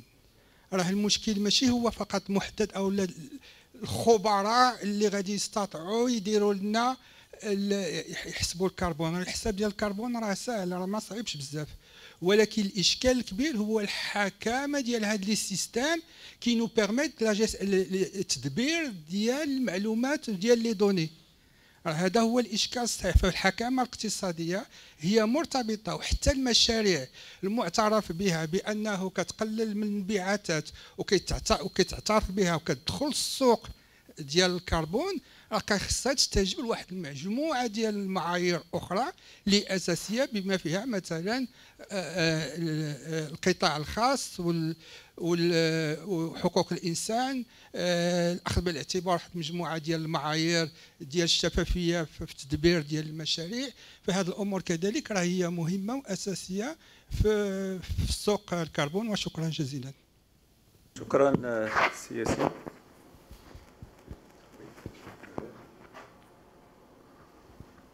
Salam alaikum, merci. Abdelrahim Tayyibi, directeur de l'Institut marocain de normalisation. Donc je remercie le Conseil sur cette importante étude et sur cet avis et les efforts déployés pour pouvoir élaborer cet avis, l'écoute, la consultation des différentes parties concernées. Et je félicite aussi le rapporteur sur la pertinence de sa présentation et les recommandations qui ont fait l'objet de cette présentation. Donc j'ai quelques commentaires, surtout par rapport à certaines recommandations en ce qui concerne les normes. Vous avez parlé d'harmonisation des normes. Aujourd'hui, on est dans un contexte international. Donc nous avons, on ne crée pas des avis ou des certificats marocains. Ce sont des certificats qui doivent voyager, qui doivent être reconnus à l'international. Donc nous avons intérêt à mieux assimiler les normes et à suivre les normes internationales. Et nous avons la possibilité d'agir en amont parce qu'aujourd'hui le Maroc est membre du comité et des comités de l'ISO qui sont chargés de ces normes. Donc nous avons la possibilité, à l'instar de tous les pays, d'agir, d'influencer ces normes. Donc c'est intéressant de se focaliser sur, au lieu d'harmoniser les normes au niveau national, mais de se focaliser sur l'influence de ces normes au niveau international et de pouvoir être en mesure de les comprendre, de les assimiler et de les mettre en œuvre au moment opportun. Vous avez évoqué dans la 4e recommandation disposer d'une procédure d'agrément d'auditeur. Aujourd'hui, on est toujours dans le contexte international. Donc, il y a une vérification qui est applicable à ce système. Il n'y a pas d'audit. C'est une vérification pour juger de l'exactitude des déclarations émises par un producteur sur les émissions de gaz à effet de serre. Donc, ce n'est pas une affaire administrative. Ce sont des vérifications qui sont régies par des normes internationales, des vérificateurs évalués et qualifiés conformes aux normes internationales. Donc là, je pense que il faut, à mon avis, il y a lieu de faire la séparation entre la partie administrative et la partie compétences techniques. Donc pour la partie aussi, à mon avis, ce qui aujourd'hui va nous apporter beaucoup d'appui, c'est la mise à niveau réglementaire. Aujourd'hui, vous avez parlé de la nécessité de mettre en place un système similaire à celui de CBAM, mais on doit disposer aussi du même contexte. Nous n'avons pas de réglementation sur les changements climatiques, donc il faut mettre à niveau l'arsenal réglementaire pour pouvoir espérer ou faire jouer la réciprocité. Donc c'est important, ça va nous permettre d'avoir des objectifs nationaux en termes réglementaires, mais également de s'aligner sur les pratiques internationales tout en évitant toute discrimination par rapport aux origines, aux différents pays partenaires. Pour la partie négociation de la reconnaissance, de la vérification, aujourd'hui, les vérifications sont régies par des normes. Donc ce qu'il faut, à mon avis, sur le point sur lequel on doit travailler, sur le renforcement de notre système. On ne peut pas négocier une reconnaissance pour l'acquérir comme ça. C'est-à-dire, quelles sont les mesures à prendre par toutes les institutions pour avoir un système marocain qui répond à toutes les exigences, et il pourra être reconnu aussi dans le cadre de CBAM que dans le cadre de relations avec d'autres pays, sachant que les exigences qui sont aujourd'hui prévues pour la reconnaissance sont objectives. Elles sont basées sur les normes internationales qui sont ouvertes pour tous les pays et tous les experts relevant de différents pays. Donc voilà, merci beaucoup. شكرا سي طيبي. Salam alaikum. Sarah Hassoun, une jeune députée parlementaire au Parlement jeunesse du Maroc. D'abord, je tiens à remercier le Conseil économique, social et environnemental pour ses efforts d'intégrer les jeunes dans les politiques publiques de notre royaume. Concernant le sujet de notre atelier, j'aimerais poser une question en lien d'intégration des jeunes dans les politiques publiques en liaison avec le climat et la compétitivité verte. Existe-t-il des initiatives destinées aux jeunes pour les aider à mieux comprendre l'impact du mécanisme du carbone, d'ajustement du carbone européen sur notre économie? Et merci. Merci. C'est le frère, tout. Merci beaucoup, merci beaucoup, Monsieur le Président. Tout d'abord, je tiens à féliciter le Conseil pour la qualité du travail. J'ai pris beaucoup de plaisir à écouter aussi bien Monsieur le Président que la présentation faite par Monsieur le rapporteur. Il s'agit d'un sujet d'une grande importance qui s'inscrit pour moi, enfin déjà il est porté par une approche anticipative, c'est-à-dire peut-être le problème ne se pose pas réellement aujourd'hui, vu ce qui a été affiché sur les 3,7 des exportations qui sont concernées par le sujet. Mais pour les mois et les années à venir, je pense que le problème sera beaucoup plus percutant, d'autant plus que le MCF est très évolutif et il bouge, et on doit être en permanence bien éveillé. Ça, c'est le premier point. Deuxième point, l'important de ce travail, je pense pour moi, s'inscrit dans l'approche globale qui est l'enjeu de développement national. C'est le développement aussi bien économique et social, qui n'est pas un phénomène simple et concentré, mais plutôt très complexe. Les problèmes de l'environnement ne sont pas résolus par une seule entité. C'est une synergie qui doit être mise en place par les différentes parties prenantes. Moi, j'ai un point sur lequel je voulais insister, qui m'a beaucoup marqué, qui est vraiment la place du capital humain et de la formation dans cette dynamique, dans cette vision. Et c'est vrai, je pense en termes d'expertise technique, alhamdoulilah, Dieu merci, le bled, c'est pas ça ce qui manque, je pense qu'on a suffisamment de compétences. Mais sur le plan promotion de cette problématique, la vulgarisation, c'est-à-dire l'implication des différentes parties prenantes, je pense que c'est quelque chose de très difficile et qui risque d'impacter et d'entraver un peu le process. Et c'est pour ça que j'ai une proposition dans ce sens. J'ai vu que vous avez parlé des formations RD, mais d'une manière concrète, je pense qu'il faut impliquer également les acteurs concernés directement et de plein fouet, notamment l'enseignement supérieur, le CNRST, le Centre national de recherche technique, qui sont capables de mettre des formations initiales et des formations continues très rapidement, et puis également qui sont porteurs de grands projets de recherche scientifique autour du développement durable, de l'énergie, de la décarbonisation. Il y a un projet qui est financé par l'OCP d'un montant de 100 milliards, c'est-à-dire à peu près 1 milliard de dirhams. C'est le PNRD, le Programme national de recherche scientifique, qui est en cours. Et c'est pour ça que je me dis, les produits, les engrais azotés sont concernés actuellement aujourd'hui pour ça, et d'autant plus que l'acteur principal met de l'argent dans ça, et d'autant plus il faut inciter les gens c'est-à-dire il faut inciter et privilégier davantage que les chercheurs, les concernés par la formation et par la recherche scientifique, se penchent sur cette thématique pour également répondre à votre question que vous avez bien posée. Il faut approfondir davantage l'expertise, par exemple, évaluer l'impact en PIB national sur le mécanisme, le MACF. Voilà, en gros, moi je voulais juste mettre l'accent sur la place de la formation, du recherche-développement et inciter, proposer d'impliquer également dans le mode de gouvernance les acteurs concernés de plein fouet par répondre à cette. Et je vous remercie. Merci, Samé Belfqi. Je rappelle que vous êtes directeur de l'école de l'INSAM de Rabat. Désolé.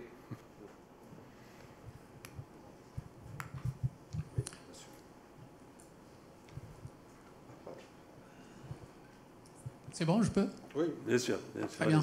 Bonjour à toutes et à tous. Je m'appelle Mohamed Zine, je suis professeur à l'université Hassan II de Casablanca.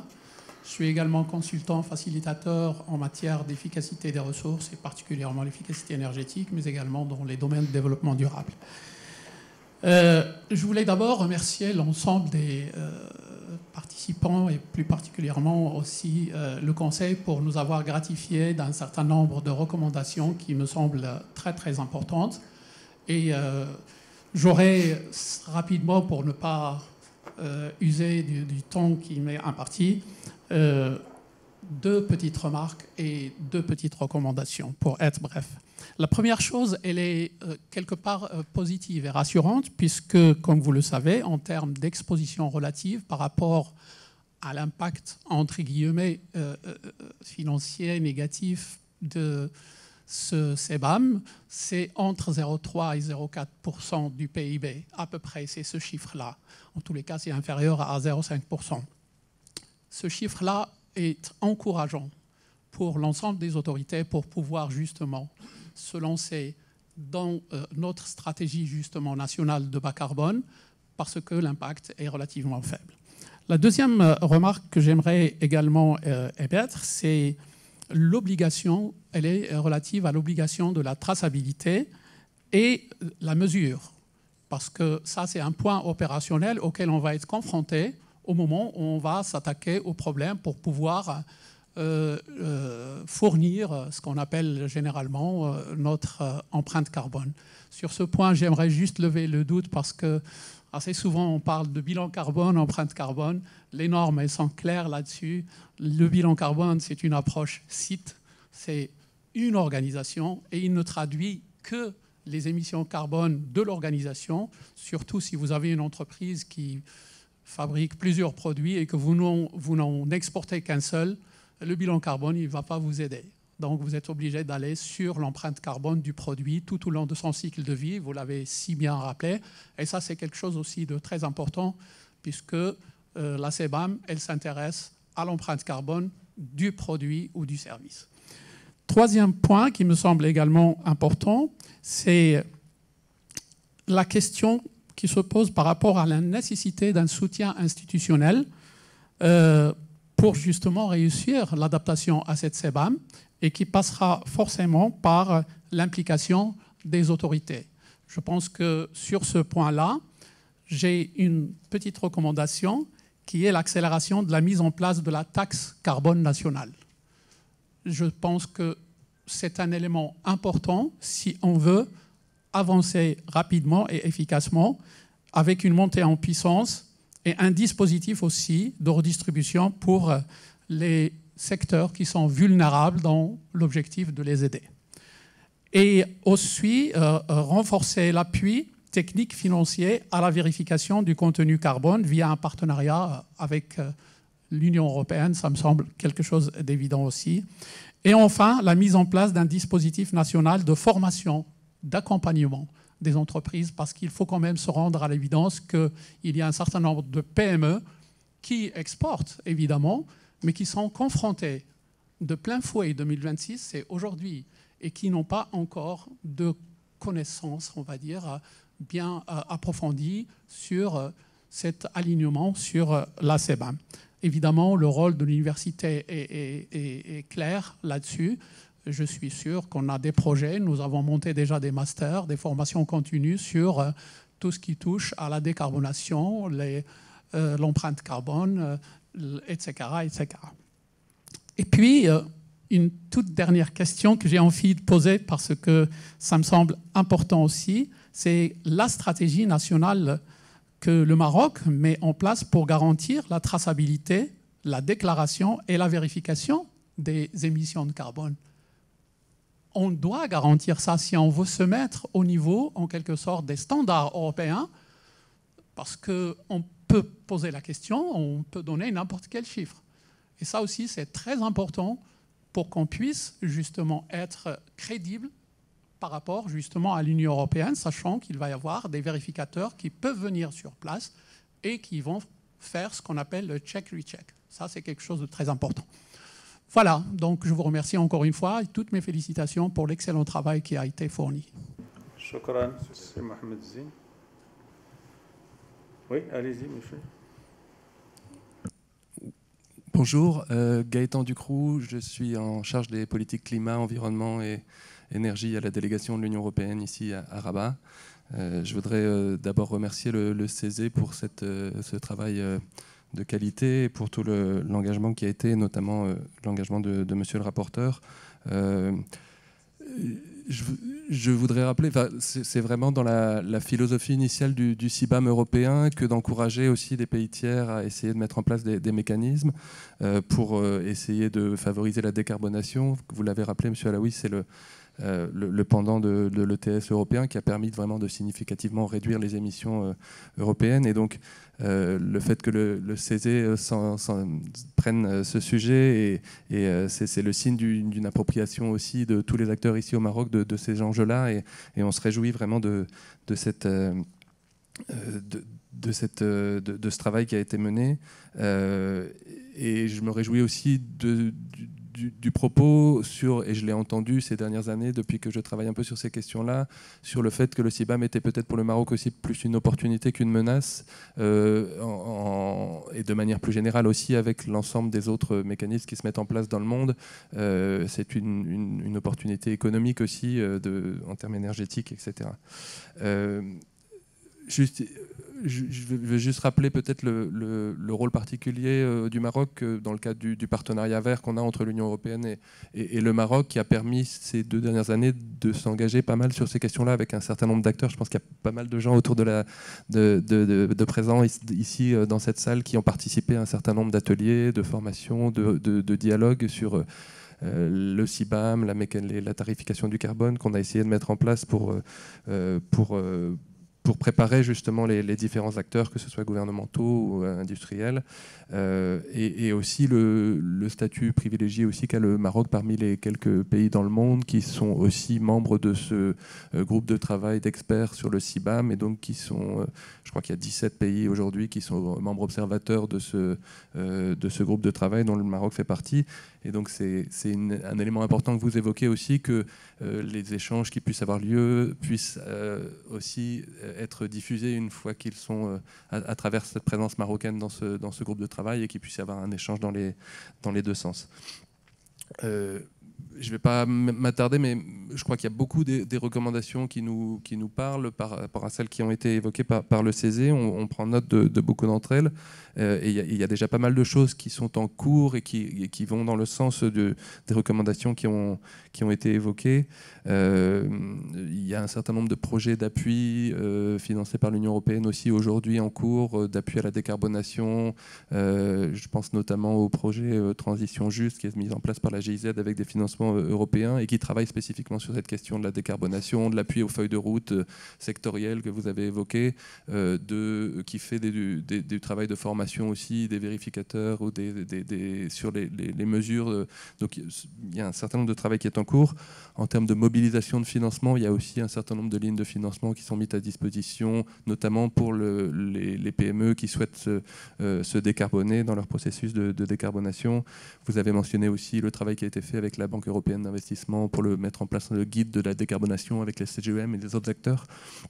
Donc, il y a beaucoup de choses en cours et on a mis en place au sein de la Commission européenne également, il y a un peu plus d'un an, une task force internationale sur la question de la tarification du carbone, parce que c'est vraiment quelque chose qui a fonctionné. Il y a un des membres qui avait été auditionné dans le cadre du travail que vous avez fait à la CESE, mais on a eu aussi un certain nombre de missions de cette task force ici. Et je voudrais juste réitérer la disponibilité de l'Union européenne à continuer à appuyer cette réflexion sur la façon dont le Maroc pourrait mettre en place ce système de tarification du carbone, puisque en tout cas, l'expérience européenne montre que c'est vraiment en mettant un prix sur le carbone qu'on arrive à aussi faire changer les attitudes et quand il y a des alternatives, pouvoir rendre finalement les alternatives décarbonées les plus intéressantes. Donc, et un dernier point peut-être de ma part, dans le cadre vous l'avez évoqué, le CBAM est un processus qui est évolutif et dans le cadre de la mise en place des réglementations sur le MACF, dans le processus réglementaire européen, il y a toujours des appels à consultation publique aussi et de collecte d'informations. Il y en a un qui est actuellement en cours sur un certain nombre de choses que vous avez évoquées, qui était en cours du 28 août au 25 septembre, je crois que c'est demain, et qui est un appel à consultation publique sur un certain nombre de règles, notamment sur les règles dont les prix carbone dans les pays tiers seront pris en compte, sur les méthodologies pour la phase finale, etc. Donc j'invite aussi tous les acteurs à garder un œil sur ces appels, parce que c'est aussi une occasion de contribuer. Ces appels à consultation publique le sont pour tous les acteurs privés ou publics européens, mais aussi des pays tiers. Et donc s'il y a des éléments, et notamment les recommandations que vous avez faites, peuvent aussi nourrir cette réflexion et véritablement influencer aussi la finalisation de certains nombre de règles dans le cadre du CBAM. Merci beaucoup. Merci, M. Ducrot. Oui.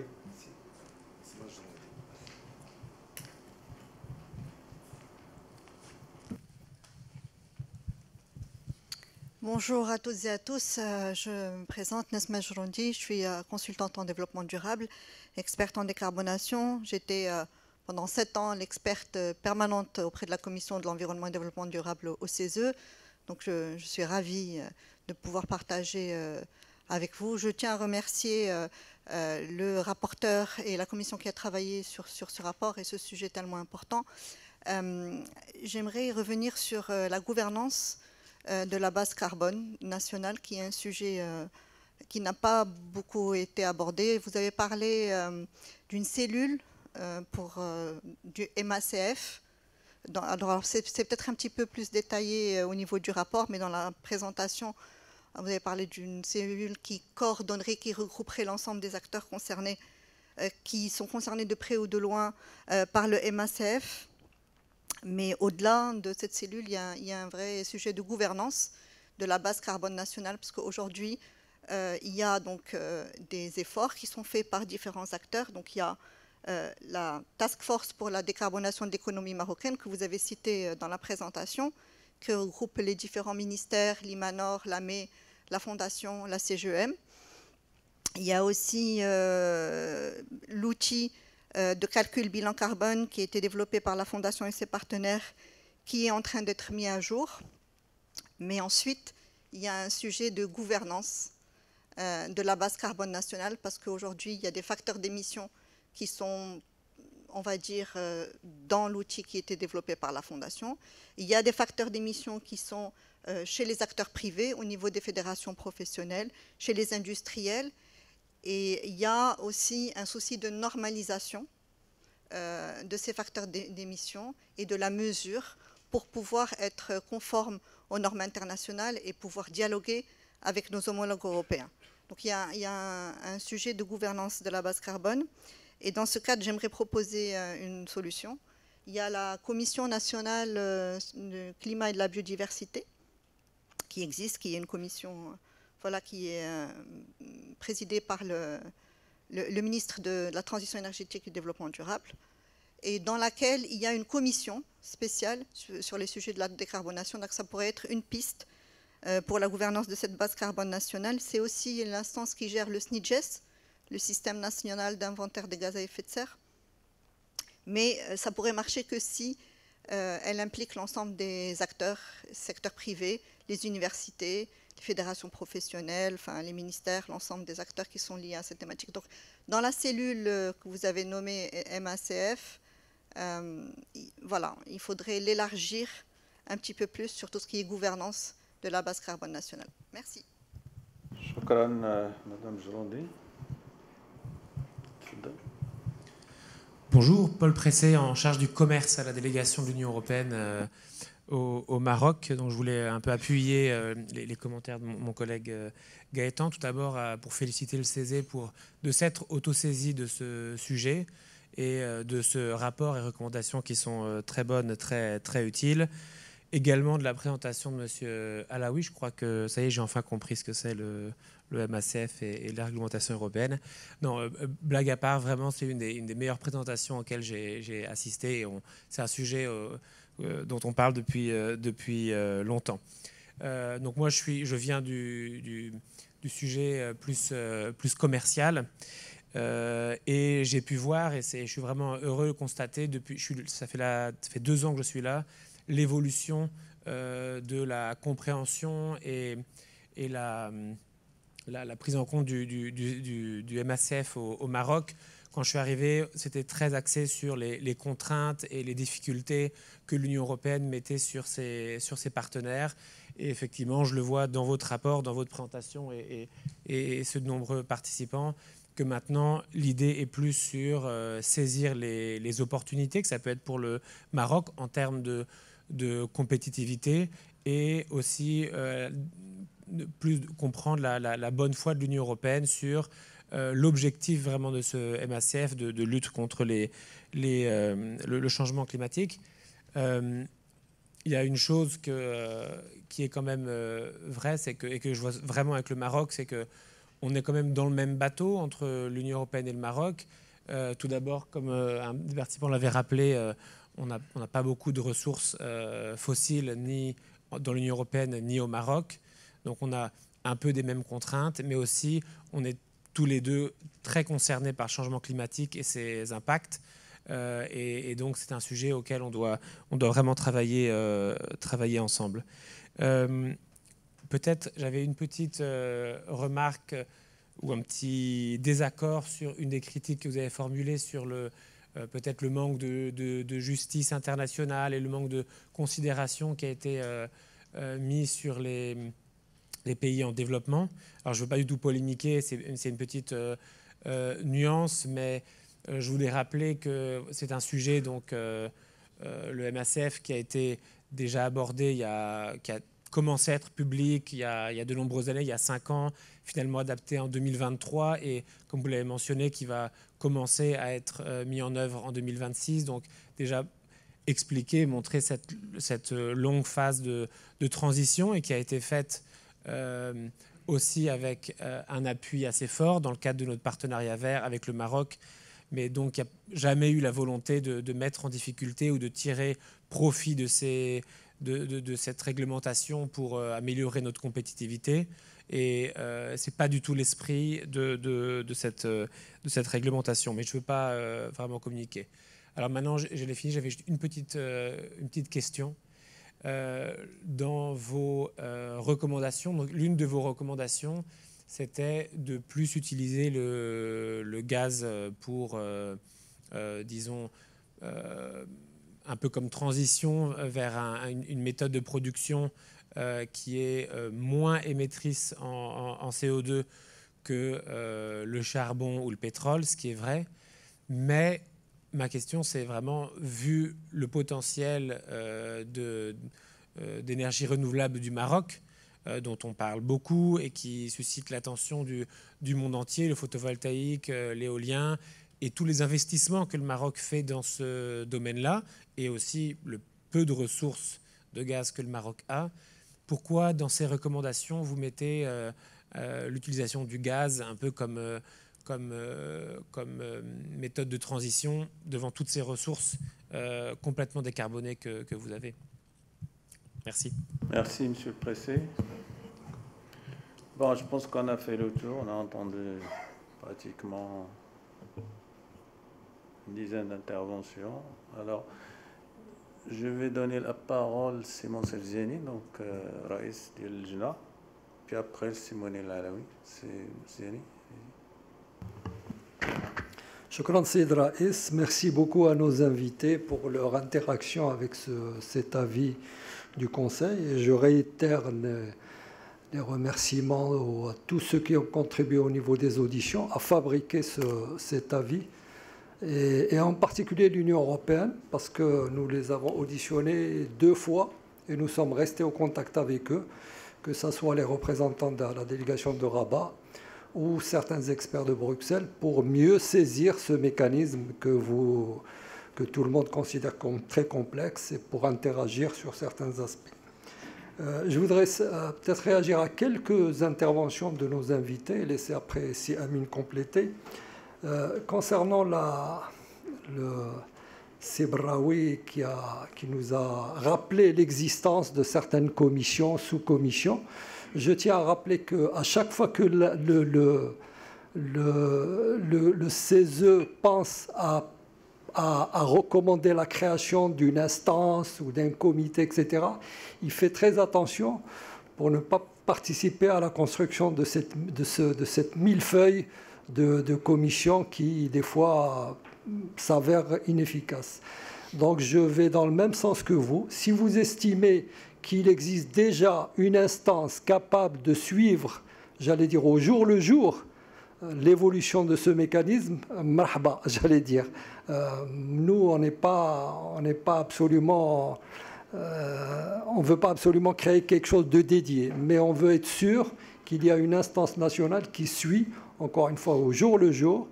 Je n'exagère pas parce que c'est un mécanisme évolutif.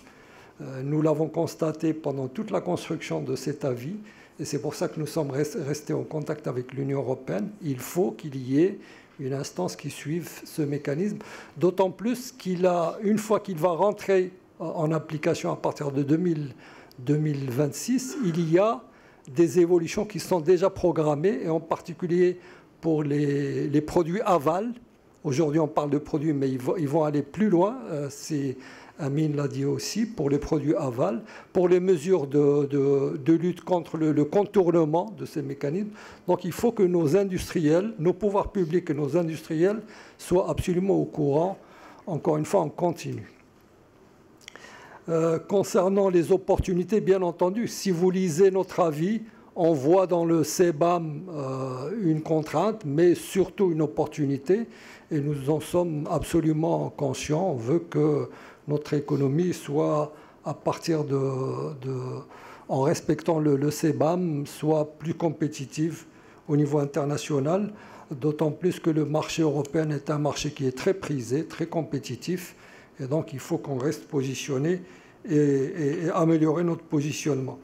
Nous avons effectivement, en réaction à ce qu'a dit Braoui, nous avons effectivement proposé un fonds d'aide, mais dédié principalement aux PME, pour les raisons qui ont été développées par Si Amine.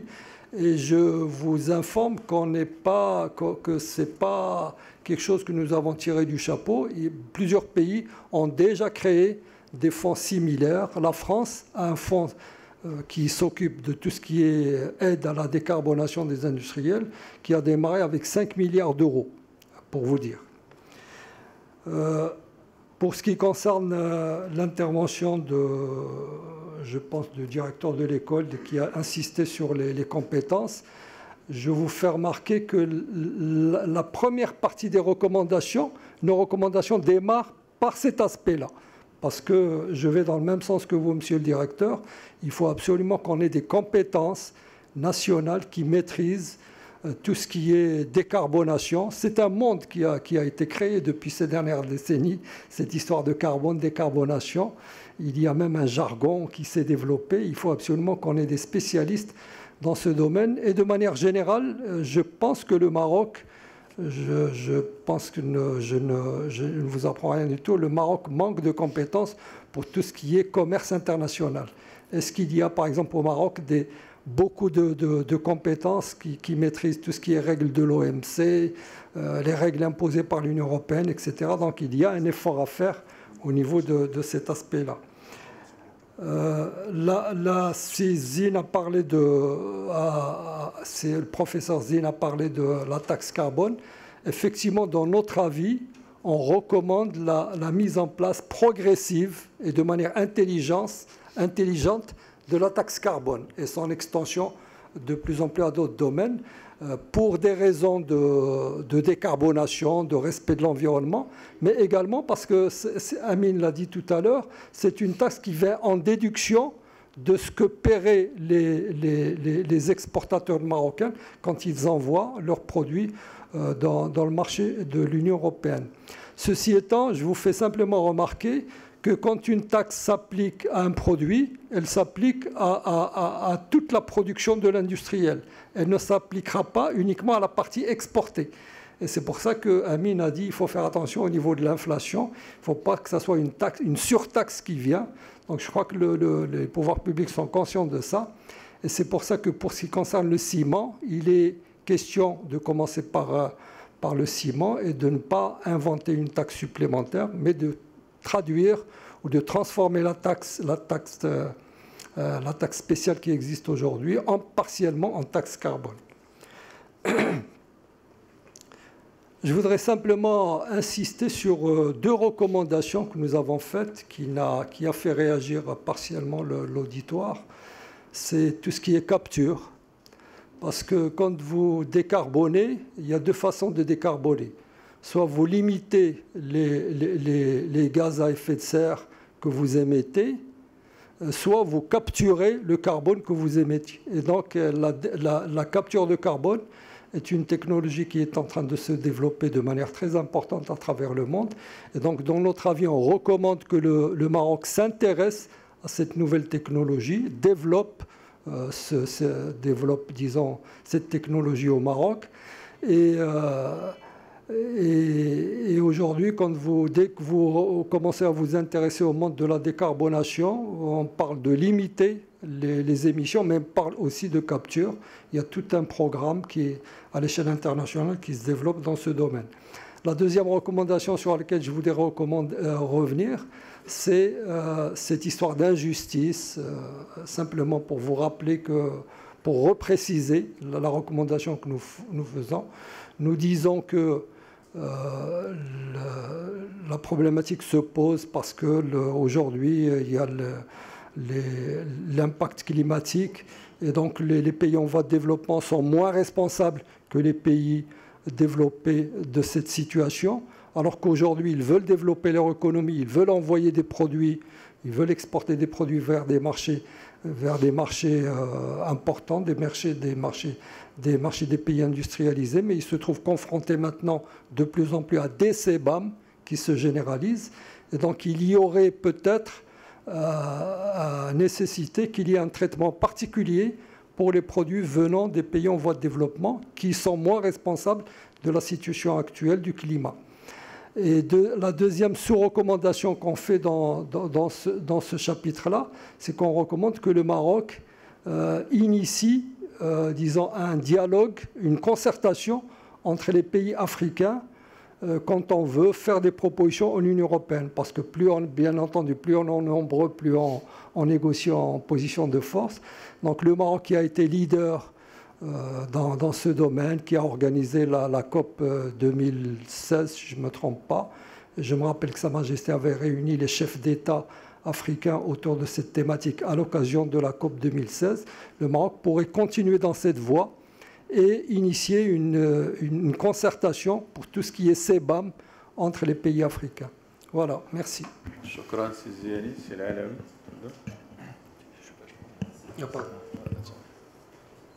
Shukran, Saïd Raïs. Merci pour les interactions. Je vais également très rapidement balayer quelques éléments. J'insiste en fait sur un élément qu'a rappelé Monsef, c'est qu'on ne demande pas à créer de nouvelles structures au niveau de la coordination s'il en existe déjà. Par contre, l'identification d'un responsable au niveau de ces structures est nécessaire. Quand on a commencé ce travail, on s'est demandé qui, au Maroc, gérait le CBAM. Eh ben, en fait, il n'y a pas une personne, il y en a 50. Et nous, on peut faire des auditions. Hein. Notre statut nous permet d'auditionner les gens, de leur demander leur avis, etc. Mais mettez-vous à la place d'une PME, ce n'est pas possible. Il ne peut pas aller voir ministère X, administration Y, etc. C'est trop compliqué et il ne s'en sortira pas. Donc l'idée, ce n'est pas forcément de créer une structure, mais de créer un point d'entrée dans les structures existantes, de manière à ce que ça soit beaucoup plus simple pour l'industriel, pour le citoyen, de récupérer l'information et d'interagir. Je voudrais juste rappeler qu'au niveau du CESE, nous faisons un travail depuis plusieurs années et il y a des thématiques qui reviennent. Donc il y a 2 thématiques qui ont été citées pour lesquelles nous avons des rapports et des avis qui sont des thématiques qui élargissent certains points. Donc la digitalisation, vous en avez parlé il y a un an, il y a 6 mois, on a sorti un avis sur l'IA, et puis il y a un an sur la transition numérique, et sur l'université, la même chose. Là, par contre, on a 3 rapports, 3-4 années d'intervalle à chaque fois, sur la nécessité que l'université et que la recherche universitaire soient plus intégrées au niveau de l'industrie. Et donc, ça répond tout à fait à votre question. C'est plus large, mais bien entendu sur la partie CBAM. Alors en particulier, ça a été mentionné pour le commerce international par Monsef, mais en particulier sur les sciences humaines et sociales. C'est-à-dire que l'impact social, par exemple, du CBAM au Maroc est quelque chose qui devrait être étudié, et l'université est le meilleur endroit pour le faire.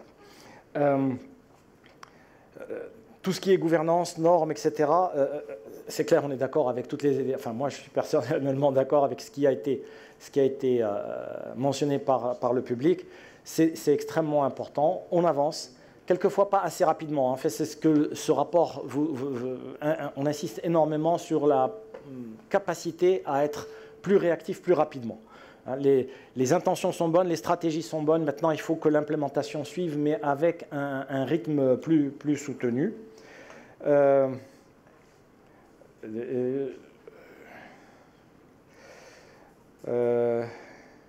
Alors au niveau de l'UE, effectivement, l'objectif environnemental doit rester objectif environnemental. Je pense qu'on a insisté là-dessus et on est tout à fait d'accord.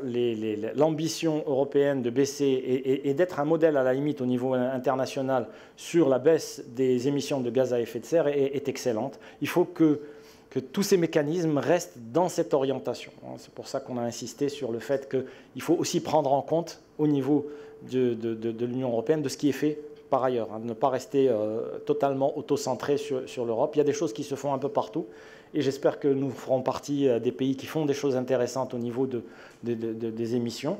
Mais il faudra voir comment prendre en compte et le fait de pouvoir participer aux appels à avis est tout à fait intéressant dans ce sens. Alors le gaz, nous faisons très attention dans nos rapports, en général, d'être sur une échelle de temps qui va du très court terme au long terme. Et quand on parle de gaz, c'est pour le court terme. Aujourd'hui, nous avons des centrales thermiques qui fonctionnent avec un produit qui brûle. Alors l'idée, c'est au lieu que le produit qui brûle pollue beaucoup, qu'il pollue moins. Mais ça, c'est sur le court terme. C'est clair que la stratégie nationale au Maroc, c'est d'aller vers un environnement totalement décarboné. Mais on ne peut pas y aller du jour au lendemain. Vous ne pouvez pas demander aujourd'hui à la centrale de Mohammedia de fermer. Ce n'est pas possible, parce que sinon on va avoir un problème. Mais ce qu'on peut demander, c'est que progressivement, on mette moins de charbon, plus de gaz, pour que sur les 2 ou 3 ans à venir, on puisse avoir cette transition en attendant d'avoir suffisamment d'énergie produite par des énergies renouvelables, avec les problématiques que cela pose, puisque l'un des problèmes apparemment qui ont été à l'origine de la coupure en Espagne et au Portugal est dû au fait que les énergies renouvelables ne se stockent pas facilement et ça peut poser des problèmes. Donc en fait, il y a une stratégie et je pense que le fait d'avoir un produit qui brûle et qui ne pollue pas trop et est un bon backup. Mais il faut que ça ne devienne qu'un backup et non pas le produit principal. Donc c'est pour ça que nous avons insisté. Enfin, justice climatique, là aussi je voudrais mentionner un travail qui a été fait,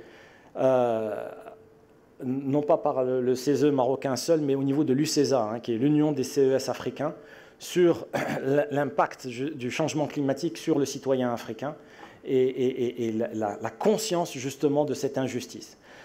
C'est intéressant, je vous invite à le télécharger, il est sur le site de l'UCESA.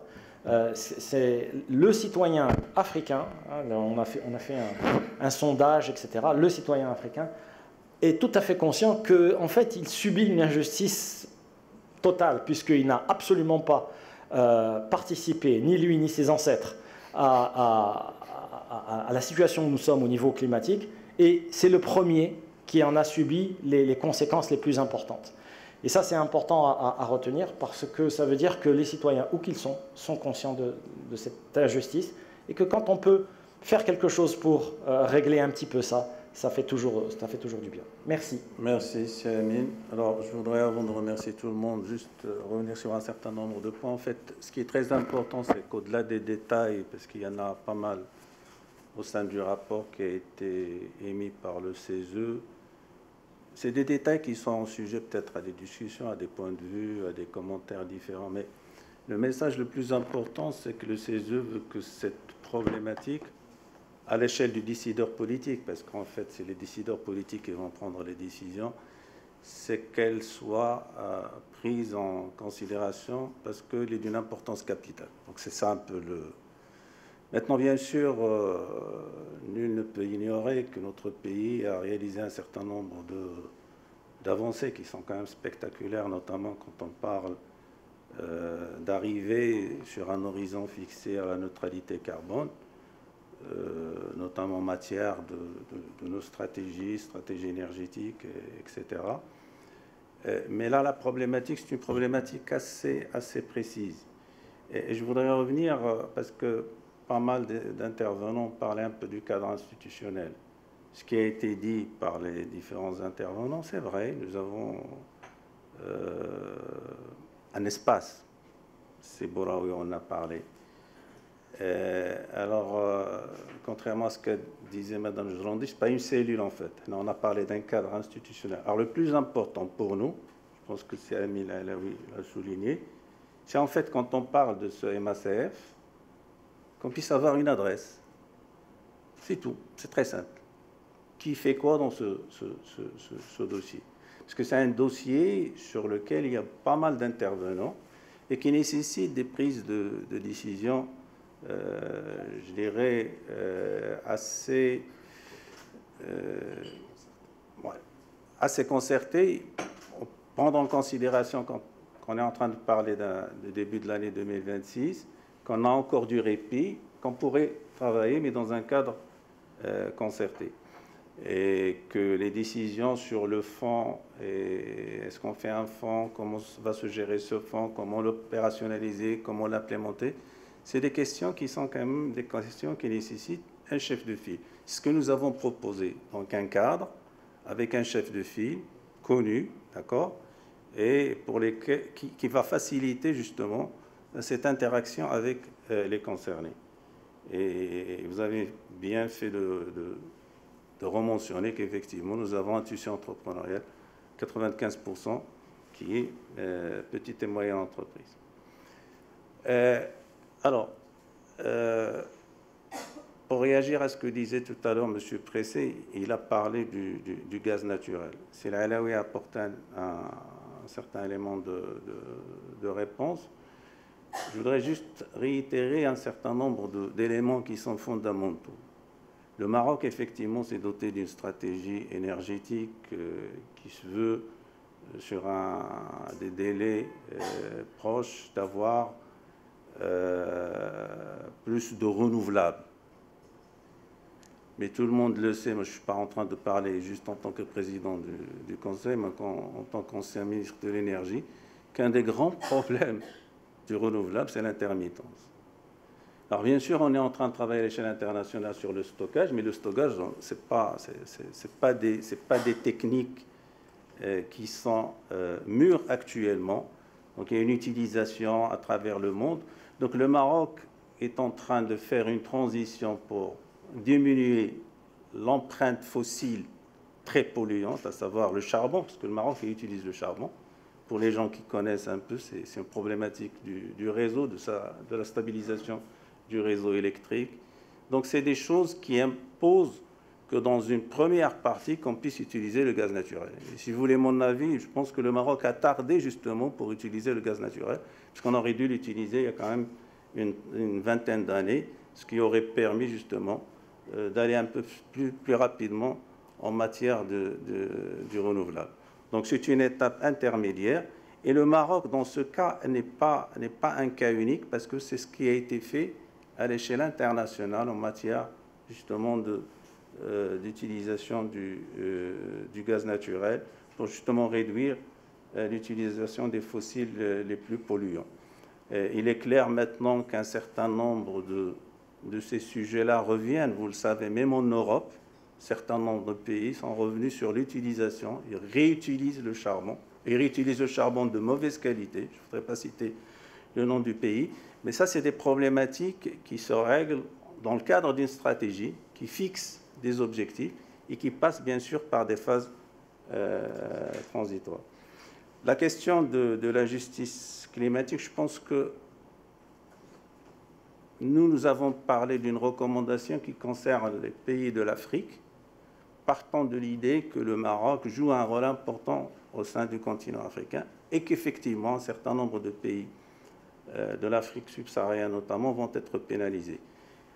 Mais n'empêche que le débat devrait être repensé dans sa grandeur, parce que tout le monde le sait, et les présents ici le savent. Actuellement, nous assistons à un certain nombre de phénomènes qui sont qui portent des prémices qui sont assez inquiétants. La résurgence du protectionnisme, des règles de l'OMC qui sont bafouées. Donc, c'est des choses qui pourraient, dans un avenir proche, même mettre un petit peu en doute un certain nombre d'avancées en matière, justement, climatique à l'échelle planétaire. Le Maroc est un acteur assez important en matière de lutte contre les changements climatiques. Mais encore faut-il que tout cela reste dans un cadre concerté avec des décisions opérationnelles, ce qui n'est pas toujours le cas. Donc pour nous, nous sommes limités à une échelle assez, j'allais dire, assez limitée, qui est le continent africain, parce que nous savons qu'un certain nombre de pays seraient pénalisés. L'idéal serait justement qu'un certain nombre de recommandations de l'accord de Paris puissent être justement opérationnelles. Voilà, mesdames et messieurs, je vous suis très reconnaissant de votre participation et d'être avec nous aujourd'hui dans cette restitution. Et on vous donne rendez-vous pour la prochaine restitution, Inch'Allah. Merci.